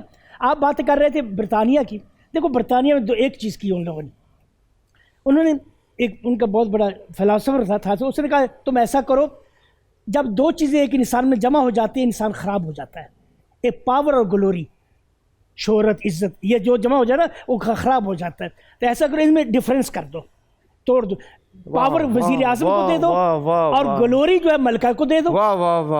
وزیر اعظم جو ہے اس کے پاس پاور ہے لیکن گلوری نہیں. اگر آج اس نے استعفیٰ دے دیا، اپنا بیگ اٹھائے گا، بس میں بیٹھ کر چلا جائے گا. بالکل. لیکن ملکہ جب نکلے گی سب اس کے احترام میں کھڑے ہو جائیں گے. اور اس کو فرق ہے، اس میں توڑ دو، ان کو دونوں کو الگ الگ کر دو. اب جب انہوں نے الگ کر دیا اب مسئلہ صحیح چل رہا ہے. پاور وزیر اعظم کے پاس ہے اور گلوری ملکہ کے پاس ہے. عزت ملکہ کی ہوگی، وزیر اعظم کے پاس اس کی عزت نہیں ہوگی، وہ ٹھیک ہے چلتا پھر جدھر جا رہا ہے ادھر جا رہا ہے، سمجھے نا. یہ چیز جب ایک جگہ ہمارے وزیر اعظم اس کے پاس گلوری بھی ہے اور پاور بھی ہے، ٹریفک جام ہو جاتی ہے، یہ ہو جاتا ہے، وہ بڑی گاڑی بھی ہے سر، بڑی گاڑی بڑی گاڑی ہی سب. یعنی یہ قومیں جو ہے بڑی زیرک قومیں ہیں. ان کے پاس تھنک ٹینک ہے جو ہر وقت سوچتے ہیں اور ان کو پالیسیاں بنا کر دے دیتے ہیں اور قومیں ان پر عمل کرتی ہیں. سیریسلی میں یہی دیکھتا ہوں، پتہ نہیں اتنے سالوں سے آلموسٹ پوری دنیا گھومی ہے میں نے، اور میں یہی دیکھ رہا ہوتا ہوں کہ آج سے پتہ نہیں کتنے 100 سال پہلے یا کتنے سال پہلے انہوں نے پلاننگ کی ہوئی ہے. ہمارے یہاں نئی سڑک بنتی ہے، وہ پل بھی بنتا ہے، جیسے ہم جب یہاں آ رہے ہوتے ہیں آپ نے دیکھا ہوگا، ایک ٹریک جانے کا ایک ٹریک آنے کا. او بھائی آج سے 30 سال کے بعد کیا ہوگا؟ کراچی کا انفراسٹرکچر جو ٹریفک کا ہے وہ آج سے تقریباً 1984 کا ہے یا پتہ نہیں 85 کا ہے. یہ جو ماسٹر پلان ہے نا یہ 1934 کا ہے، جو ماسٹر پلان ہے کراچی کا، ٹھیک ہے، وہ تو گوروں کا بنا ہوا ہے. جی گوروں کا ہی بنا ہوا ہے. ٹھیک ہے، جو آپ کا صدر بازار ہے وہ پورا آکسفورڈ کے اس پہ اسٹریٹ پہ بالکل وہ چھپا ہوا ہے. جو پروگرام رکھا ہے نا جی، اس کے حوالے سے ہم نے ورلڈ رپورٹ جو ہمارے متعلق ہے اس پہ نظر نہیں ڈالی. ورلڈ جسٹس پروجیکٹ کی جو رپورٹ 2021-22 کی پاکستان کے حوالے سے آئی ہے، قانون میں بدعنوانی، کرپشن کے حوالے سے جو رپورٹ ہے، 139 ممالک میں سے پاکستان 130ویں نمبر پر ہے. یہ پاکستان ہمارا ہے. ہاں، ہمارے اوپر جو لوگ وہاں بیٹھے ہوتے ہیں ہم ان کو رو رہے ہیں وہ یہ کریں، انہوں نے کچھ نہیں کرنا. اگر ان کا موڈ خراب ہوا نا تو انہوں نے ڈوئل پاسپورٹ رکھے ہوتے ہیں، وہ 1 منٹ میں نکل جائیں گے. ہمارے ملک پاس تو ایک ہمارا ہی ہے، اس پر ترس ہم نے کھانا ہے، اس کی محنت ہم نے کرنی ہے، اس پر ہم اس کی حفاظت ہم نے کرنی ہے، اس کا صاحبان ہم نے بننا ہے.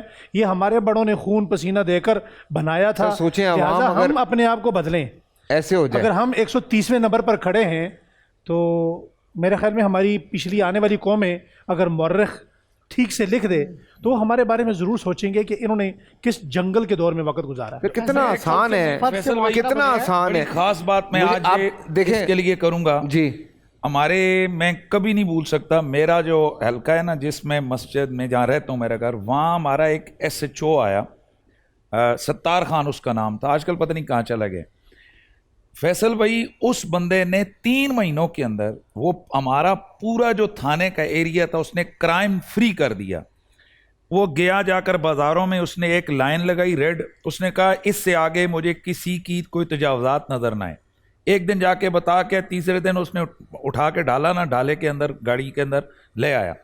یہ جو ہوٹل والے جا کر ٹھئیے جنہوں نے قبضہ کی ہوتے ہیں، جا کے بڑے پیار سے کہا بیٹا ایسا نہیں کرنا. اگلے دن اس نے رکھے ہوئے تھے لمبے لمبے بانس کے ڈنڈے، پینٹنگ لگائی. پورا جناب ایریے سے کرپشن، یعنی ہر چیز آپ سمجھیں کہ وہاں اڈے بھی تھے، سارا کچھ تھا. یہ منشیات کے اس نے میرے خیال میں 30-40 لوگوں کو جب اندر ڈالا. سر میں آپ کو بتاؤں کہ میں نے اپنی آنکھوں سے دیکھا ہے کہ ہم دیکھ رہے تھے یار کوئی چیز نظر نہیں آ رہی. یہ ایک SHO کی بات کر رہا ہوں میں. اور 3 مہینوں کے اندر ہمارے علاقے کا وہ جو ایک تھا MNA، وہ آیا ایک دن، اس نے غلط کام کروانا چاہا تو اس نے کہا یہ اس نے کہا نہیں سر میں تو نہیں کرتا. اس کو جناب اگلے دن ٹرانسفر کر دیا. تو اگر ایک SHO میں سمجھتا ہوں کہ اگر وہ سیدھا ہو جائے تو کرائم فری ہو جاتا ہے. تو اس کا مطلب ہے کہ ہمیں قانون کے اوپر اصل چیز ہے کہ یہ جو قانون نافذ کرنے والے ادارے ہیں یا لوگ ہیں وہ اوپر سے آئیں. عوام تو یہ وہ کسی نے کہا تھا نا کہ یہ وہ بھیڑیں ہیں کہ جو قانون کے ڈنڈے ان کو جہاں چاہے ہانک کے لے جائے، تو یہ تو بھیڑوں کی طرح چل پڑیں گے. قانون کا غلط استعمال روکیں. قانون کا دیکھیں، قوانین کے حوالے سے نا پاکستان میں کوئی کمی نہیں ہے. جو اب تک کی سروے ہے اس کے مطابق قوانین میں کمی کہیں بالکل ہے، لیکن قوانین کی امپلیمنٹ میں بہت بڑی کمی ہے. اور اس کے قوانین کا جو مس یوز ہے وہ بہت بڑا ہے پاکستان کے اندر. جب آپ مس یوز کرتے ہیں تو وہی قانون جو ایک غریب اور امیر کے درمیان فرق نہیں رکھتا، مس یوز کے نتیجے میں غریب کو مزید پامال کر دیتا ہے اور امیر کی واہ واہ ہو جاتی ہے. میں صرف ایک بات، کراچی میں جب ابھی ایڈیشنل IG نے تمام SHOs کو بلایا، یہ کچھ 6 مہینے پہلے کی بات ہے، اس نے کہا کہ میں تمہیں قسم دے کے کہتا ہوں حلفاً مجھے یہ بتاؤ کہ تم میں سے ایسا افسر کون ہے جو رشوت نہیں لیتا. کراچی کے 150 سے زائد تھانوں کے SHO موجود تھے. ایک بزرگ صوفی صاحب کھڑا ہوا SHO، اس نے کہا الحمدللہ حلف بھی لے لو، طلاق بھی لے لو، جو مرضی لے لو، میں رشوت نہیں لیتا. اس کو انعام دیا گیا 10,000 یا کچھ زیادہ. تو یہ اس کا انعام بنا. باقی آپ مجھے بتائیے کہ 150 سے زیادہ تھانے وہاں کیا ہوتا ہے جو مفتی صاحب کہہ رہے تھے نا، اچھی بات کی انہوں نے، کہتے رشوت میں پکڑے تھے. اگر SHO درست ہو جائے نا پورا علاقہ درست. کہتے رشوت میں پکڑے گئے تھے، رشوت دے کے باہر آ گئے. یار یہ کیا بات ہے یار. یہ شاہ صاحب بے تحاشا لوگ بیچارے بے جرم پکڑے گئے ہیں، ٹھیک ہے، ان کے لیے کچھ، ان کے گھر والوں کے لیے کہ اللہ پاک ان کے جو سخت دل لوگ ہیں ان کے دل میں کوئی رحم ڈالے. جیسے جیلوں میں کئی ایسے بیچارے ناحق قیدی ہیں کہ جنہوں نے جرم بھی نہیں کیا اور ان کی غربت ان کا سب سے بڑا جرم تھی اور آج وہ قیدوں میں. بعض اوقات امیر کو بچانے کے لیے غریب کو ڈال دیا جاتا ہے. بالکل سر ابھی آپ نے یہ جو عالمگیر والا واقعہ ہوا وہ لوگ اس میں کیا ہوا، پچھلوں نے کام کیا تھا، وہ جو کمزور عملہ ہوتا ہے اس کو ڈال دیا جاتا ہے. تو ایسے جو احباب جو بے گناہ جیلوں میں ہیں یا تھانے میں ہیں، سورہ بقرہ کی آیت نمبر 137 اس کے کلمات ہیں، ایک حصہ ہے فَسَيَكْفِيكَهُمُ اللَّهُ وَهُوَ السَّمِيعُ الْعَلِيمُ. ایک دعا میں فقیر پڑھتا ہوں، دعا حزب البحر، اور الحمدللہ وہ اللہ کے خزانوں میں سے خزانہ ہے. میں پڑھ رہا ہوں 99 سے، تو اس میں بھی یہ کلمات موجود ہیں. تو دعا حزب البحر اس میں بھی ہے، اور سب سے بڑا اللہ کے کلام میں. قرآن سلطان الاوراد ہے، اللہ کے یعنی تمام کلاموں کا سردار قرآن ہے. تو میں گزارش کروں گا ہاتھ جوڑ کے، حضرت یہ بھی ہمارے معاشرے میں ہو رہا ہے. ہمارے لوگ کہتے ہیں کوئی نئے وظیفہ بتا دو، قرآن بتائیں، بولے یہ تو قرآن میں ہے. یعنی ہمارے ڈبو پیروں نے اتنی جہالت پہ کھڑا کر دیا کہ لوگ اب قرآن کے وظائف سننے کے لیے تیار ہو گئے تھے. یار کون لوگ ہیں یہ؟ جی ایسے لوگ آ گئے. سر میں بتا رہا ہوں قرآن بتا. بولا شاہ صاحب یہ تو قرآن میں ہے. بھائی بولا کوئی نئی بات بتائیں. یعنی ہمارے یہاں نا نام نیا چاہیے, کھانا بھی کچھ نیا چاہیے. ہمارے بچے تو ہمارے عالمی ہیں سر, وہ جاہل پیر ان کو خود تو قرآن پڑھنا نہیں آتا, تو اب وہ مریدوں کا کیا کریں. بولا بھائی قرآن میں ہم تو آپ کو نئی چیز بتائیں گے. بھائی نئی چیز کیا بتاؤ گے. بولا مدینے میں نماز پڑھتے ہیں. نئی چیز کیا ہے. اب تو بدقسمتی ہماری پھر سر وہ تالے جھاڑے جاتے ہیں, بد نظری, ہم بڑا حال ہے. تو میرا کہوں گا کہ قرآن سے تعلق قائم کریں. نزول قرآن کا مہینہ ہے. فَسَيَكْفِيكَهُمُ اللَّهُ وَهُوَ السَّمِيعُ الْعَلِيمُ. پس ان کے مقابل اللہ ہمارے لیے کافی ہے, وہی سننے اور جاننے والا ہے. اس کلمات کو صبح اور شام ایک ایک تسبیح پڑھیں, اللہ آپ کی غیبی امداد فرمائے گا انشاءاللہ, اور آپ کی غیب سے مدد ہوگی. سبحان اللہ. اذان فجر کا وقت ہو گیا ہے, اذان فجر سنتے ہیں, اس کے بعد آزاد جمیل صاحب کا بیان ہے, اور انشاءاللہ ہماری آپ سے ملاقات ہوگی اب افطار پہ, جو ہماری خصوصی نشریات ہے رمضان میں بول. تو دیکھتے رہیے رمضان میں بول, انشاءاللہ ملتے ہیں.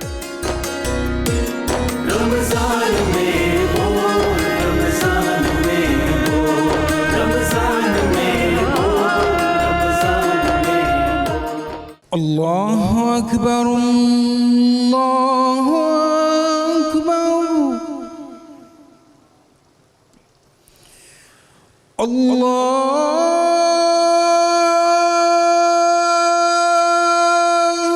اکبر اللہ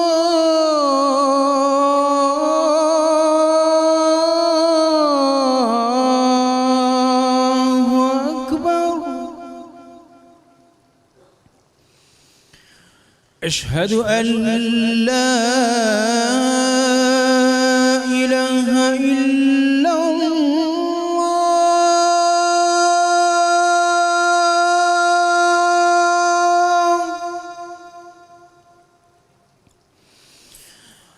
أشهد أن لا إله إلا الله.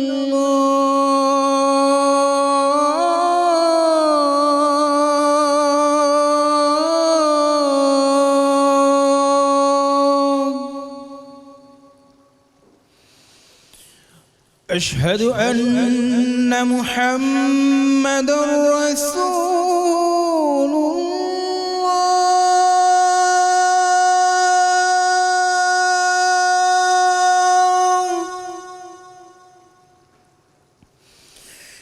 أشهد أن محمد رسول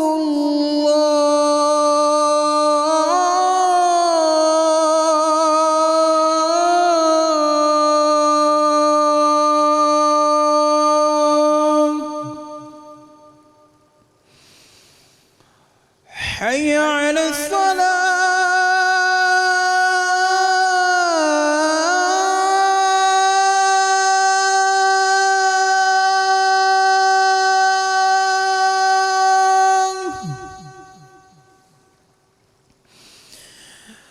حي على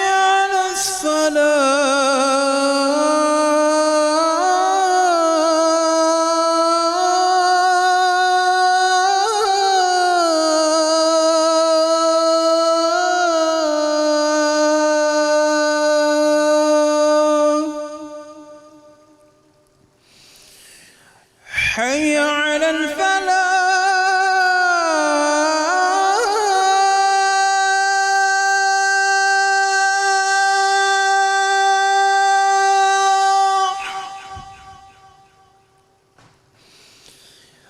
حي على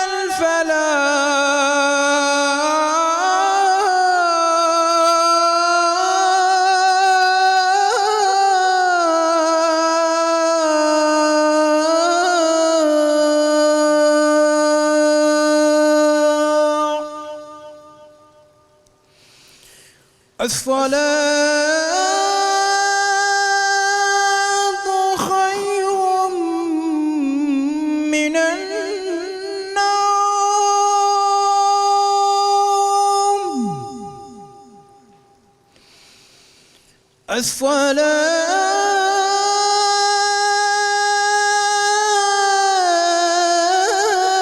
الصلاة خير من النوم.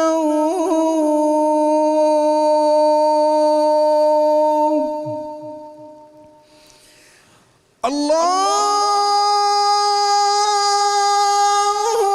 أكبر الله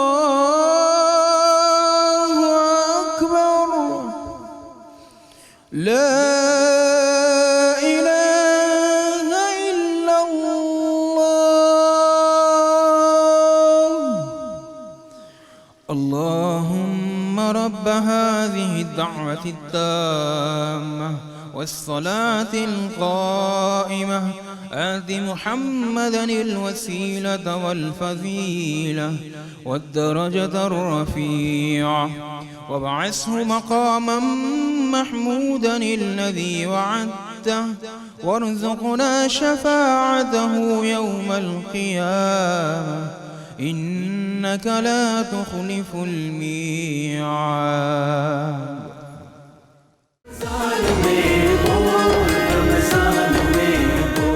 السلام علیکم ورحمۃ اللہ وبرکاتہ.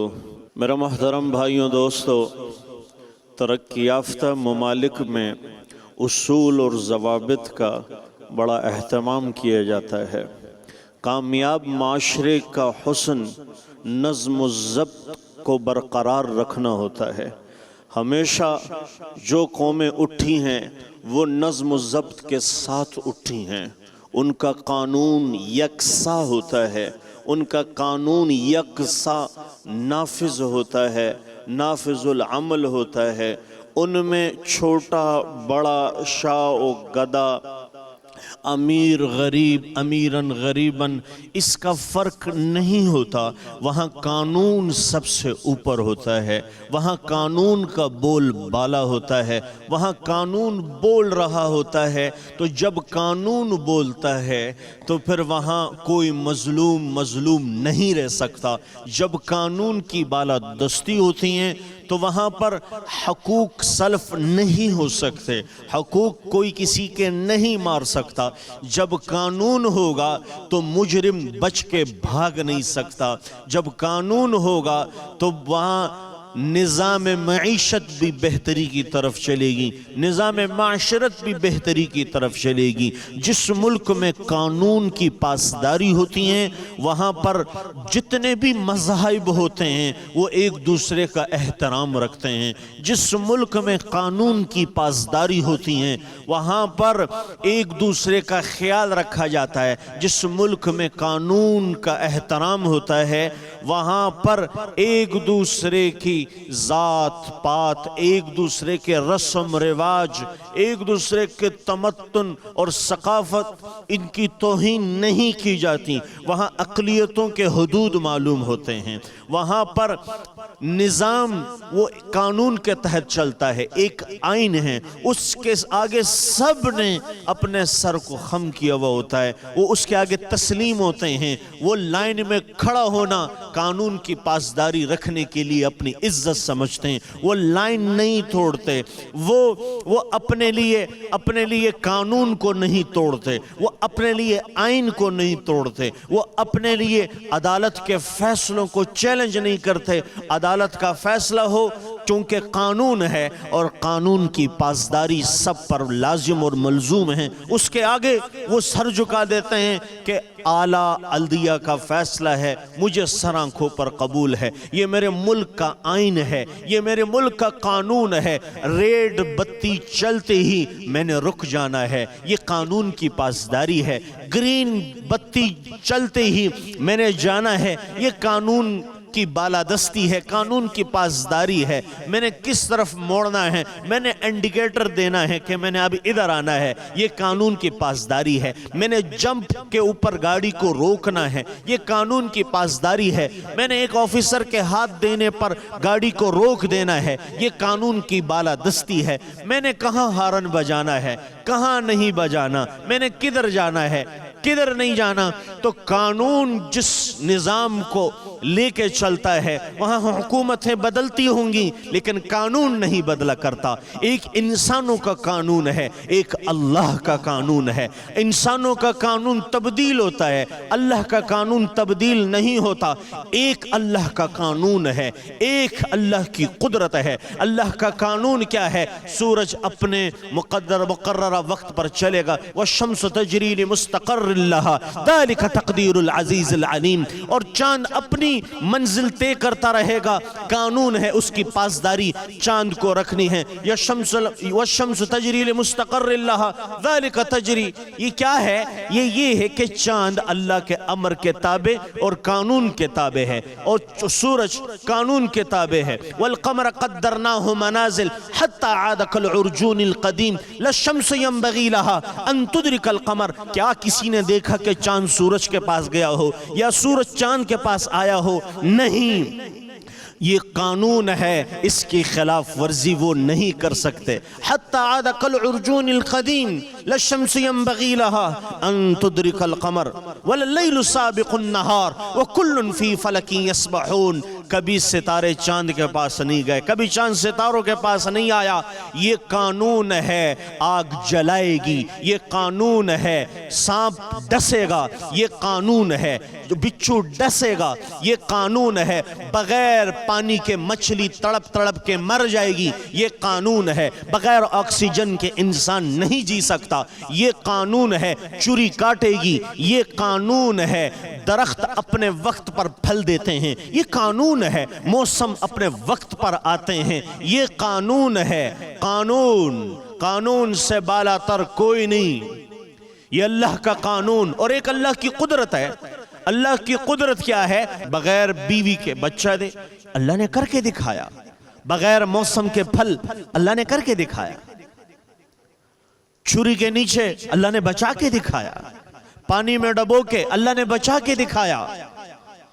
میرے عزیزو، ایک اللہ کا قانون ہے، ایک اس کی قدرت ہے. انبیاء کے ساتھ اللہ کا معاملہ خصوصی ہوتا ہے. عوام الناس کے ساتھ، میرے اور آپ کے ساتھ اللہ کا معاملہ عمومی ہے. جس طرح کریں گے ایسا ہی ہوگا. تو نظام توڑنا، قانون توڑنا، قانون کی دھجیاں بکھیر دینا، جو انسان قانون کو توڑ دیتا ہے وہ معاشرے میں تو بچ سکتا ہے، اللہ کے گرفت میں آ چکا ہوتا ہے. اللہ کے کیمرے میں وہ فٹ ہو چکا ہوتا ہے کہ یہ اس کی خلاف ورزی ہے. جس نے نبض و ضبط کو توڑا. ہم قانون کے تابع نہیں، قانون کو اپنے تابع بنایا ہوا ہے. قانون کو اپنے تابع بنایا ہوا ہے. میرے عزیزو، جب شراب کا حکم آیا تو مدینہ میں ایسی شراب بہ رہی تھی گلیوں میں جیسے پانی بہتا ہے بارش کے بعد. جب پردے کا حکم آیا تو خواتین جہاں تھیں وہیں بیٹھ گئیں اور کہا کہ ہمیں یہاں چادر لا کے دو. حکم آ گیا، قانون کی پاسداری. تو قانون کی بالادستی جب ہوگی تو اس نظام میں ہم سب کو وہ قرار ملے گا، وہ سکون ملے گا، وہ انصاف ملے گا جس کی ہمیں توقع ہے. تو کامیاب معاشرے میں اپنے قانون کو بڑی عزت بخشی ہے. عزت بخشی. ہم باہر کے قانون کو دیکھتے ہیں، ان کا قانون سخت ہوتا ہے چونکہ وہاں ہزاروں روپے فائن لگتا ہے. اب ہمارے ہاں اگر ایسا کچھ نہیں ہے، جو اپنے ملک کے ساتھ کرنا چاہیے وہ ہم کہیں اور کرتے ہیں، جو کہیں اور کرنا وہ اپنے ملک میں. غلطی کہیں بھی نہیں کرنی چاہیے. جس ملک کا بھی قانون ہو اور وہ قانون قرآن و سنت کے خلاف نہ ہو، وہ قانون قرآن سے اوپر نہ ہو، وہ اللہ کے حکم سے تصادم نہ کھاتا ہو، تو اس قانون کو ماننا ہم سب پر فرض ہے، ہم سب پر لازم ہے. تو جو قوانین ہیں اسلامی معاشرت کے یا اسلامی ممالک کے یا نون مسلم ممالک کے، جو قوانین، اور وہ قوانین آپ کے ان قوانین سے نہیں ٹکراتے جس پر حکم خلاف ورزی ہوتی ہیں، تو آپ ان قوانین کو فالو کریں گے. وہ آپ پر فرض ہے، وہ آپ پر لازم اور ملزوم ہے. تو اپنے آپ کو قانون سے جو بالا تر سمجھے، جو اپنے آپ کو قانون سے اوپر سمجھے، تو ایسے معاشرے میں قانون وہ زندہ نہیں رہتا. لیکن قانون کس کے لیے ہے؟ قانون جس ملک کو ترقی वजीर आप देखें ना कि इस मुल्क को तरक्की मिली, उसकी बुनियादों में कानून होता है। वहाँ छोटा बड़ा सब यकसा कानून को फॉलो करते हैं, लेकिन खुदारा कानून की खिलाफ वर्जी करके आप दूसरों को भी ये पैगाम दे रहे होते हैं कि कोई बात नहीं, कोई बात वाली बात नहीं है, भले कोई नहीं है सिग्नल पे आप रुक जाएं, भले कोई नहीं है आप लाइन में खड़े हो जाएं, जहां पर चेकिंग होती है आप अपने आप को चेक कराएं, अपना आपके साथ जो कुछ है आप उनके आगे रखें, गाड़ी आपकी चेकिंग होती है बिल्कुल चेक कराएं, आपकी कहीं तलाशी होती है बिल्कुल करें, एक शेरी होने का सबूत दें। लेकिन यहां सब बड़े हैं, छोटा कोई है ही नहीं, सब अपने आप को कानून से भी बड़ा समझते हैं, छोटे बड़े सब पता ही नहीं है गाड़ी कितनी एज में देनी है, लाइसेंस है नहीं है, आईडी कार्ड है नहीं है, बस चल रहे हैं, सर पे हेलमेट है नहीं है, चल रहे हैं। अदालत का फैसला आ जाए, एक आइन है, एक कानून है, उसकी खिलाफ वर्जी कोई बात नहीं, करते रहेंगे नहीं, कानून अपने आप पर खुद नाफिज करें। और ये कानून जो अल्लाह की तरफ से जिस मुल्क में जो रहता है और उस मुल्क के कानून वहां के इंतजामी उमूर के लिए होते हैं, उस कवानीन को तोड़ना गुनाह कबीरा में शामिल है। आप नज़्म ज़ब्त को खराब करते हैं तो खुदारा हम अपने आप से आज इब्तिदा करें, इस चीज को आज शुरू करें कि हमने डिसिप्लिन को बरकरार रखना है। कानून रोडों पे सिर्फ नहीं होता, आपके किसी के साथ कोई लड़ाई होती है, आप किसी पर केस करते हैं, वहां भी देखा जाता है कि कानून, और आपको कानून का पता होना चाहिए कि दफात जो होते हैं इनका क्या मतलब है, कौन सा दफा कहां नाफिज होता है, पाकिस्तान के आइन में क्या क्या कवानीन हैं, यह आपको और हमें पता होना चाहिए। मेरे अजीजों, हुक्म की तामील हुक्म देने वाले पर मुनहसर होती हैं। अब हुक्म हम इसलिए मानेंगे कि ये हमारे मुल्क का कानून है, हम इसके खिलाफ वर्जी नहीं करेंगे, हम इसके खिलाफ नहीं जाएंगे। बेशक फैसला हमारे खिलाफ आ जाए, बेशक मुझे फाइन भरनी पड़े, मैंने इसके खिलाफ नहीं जाना, मैंने इसके खिलाफ नहीं करना, मैंने इसके खिलाफ इसको चैलेंज नहीं करना। जो आया अब मुझे कबूल है, अब आइंदा मैंने इसका एहतियात रखना है और खुद से इस माशरे का एक ऐसा फर्द बनना है जो कानून की, आइन की, अदालतों के फैसलों की, इन तमाम इंतजामी अमूर की पासदारी रखते हों। एक अच्छा शहरी, एक अच्छा मुसलमान, ये इस वक्त माशरे की शदीद ज़रूरत है। तो अल्लाह तबारक व तआला हमें कानून की, हमें पाकिस्तान के आइन की, पाकिस्तान के आला अदालतों की अहकामात की पासदारी रखने की तौफीक अता फरमाएं। और मैं उन माओं से भी कहता हूँ, उन टीचर से भी कहता हूँ कि आप अपने बच्चों को, आप अपने स्टूडेंट्स को पाकिस्तान के कानून और आइन ज़रूर बताएं और तोड़ने की वईद बताएं कि इसकी सज़ा क्या होगी। तो अल्लाह ताला से मैं ये उम्मीद करता हूँ कि हम सब घरों में माँ और एजुकेशन इदारों में असातिज़ा ये कोशिश करेंगे तो इंशाअल्लाह कानून की बालादस्ती होगी और इसका हुक्म हर एक को मानना आसान हो जाएगा। अल्लाह हमें अमल की तौफीक बख्शे।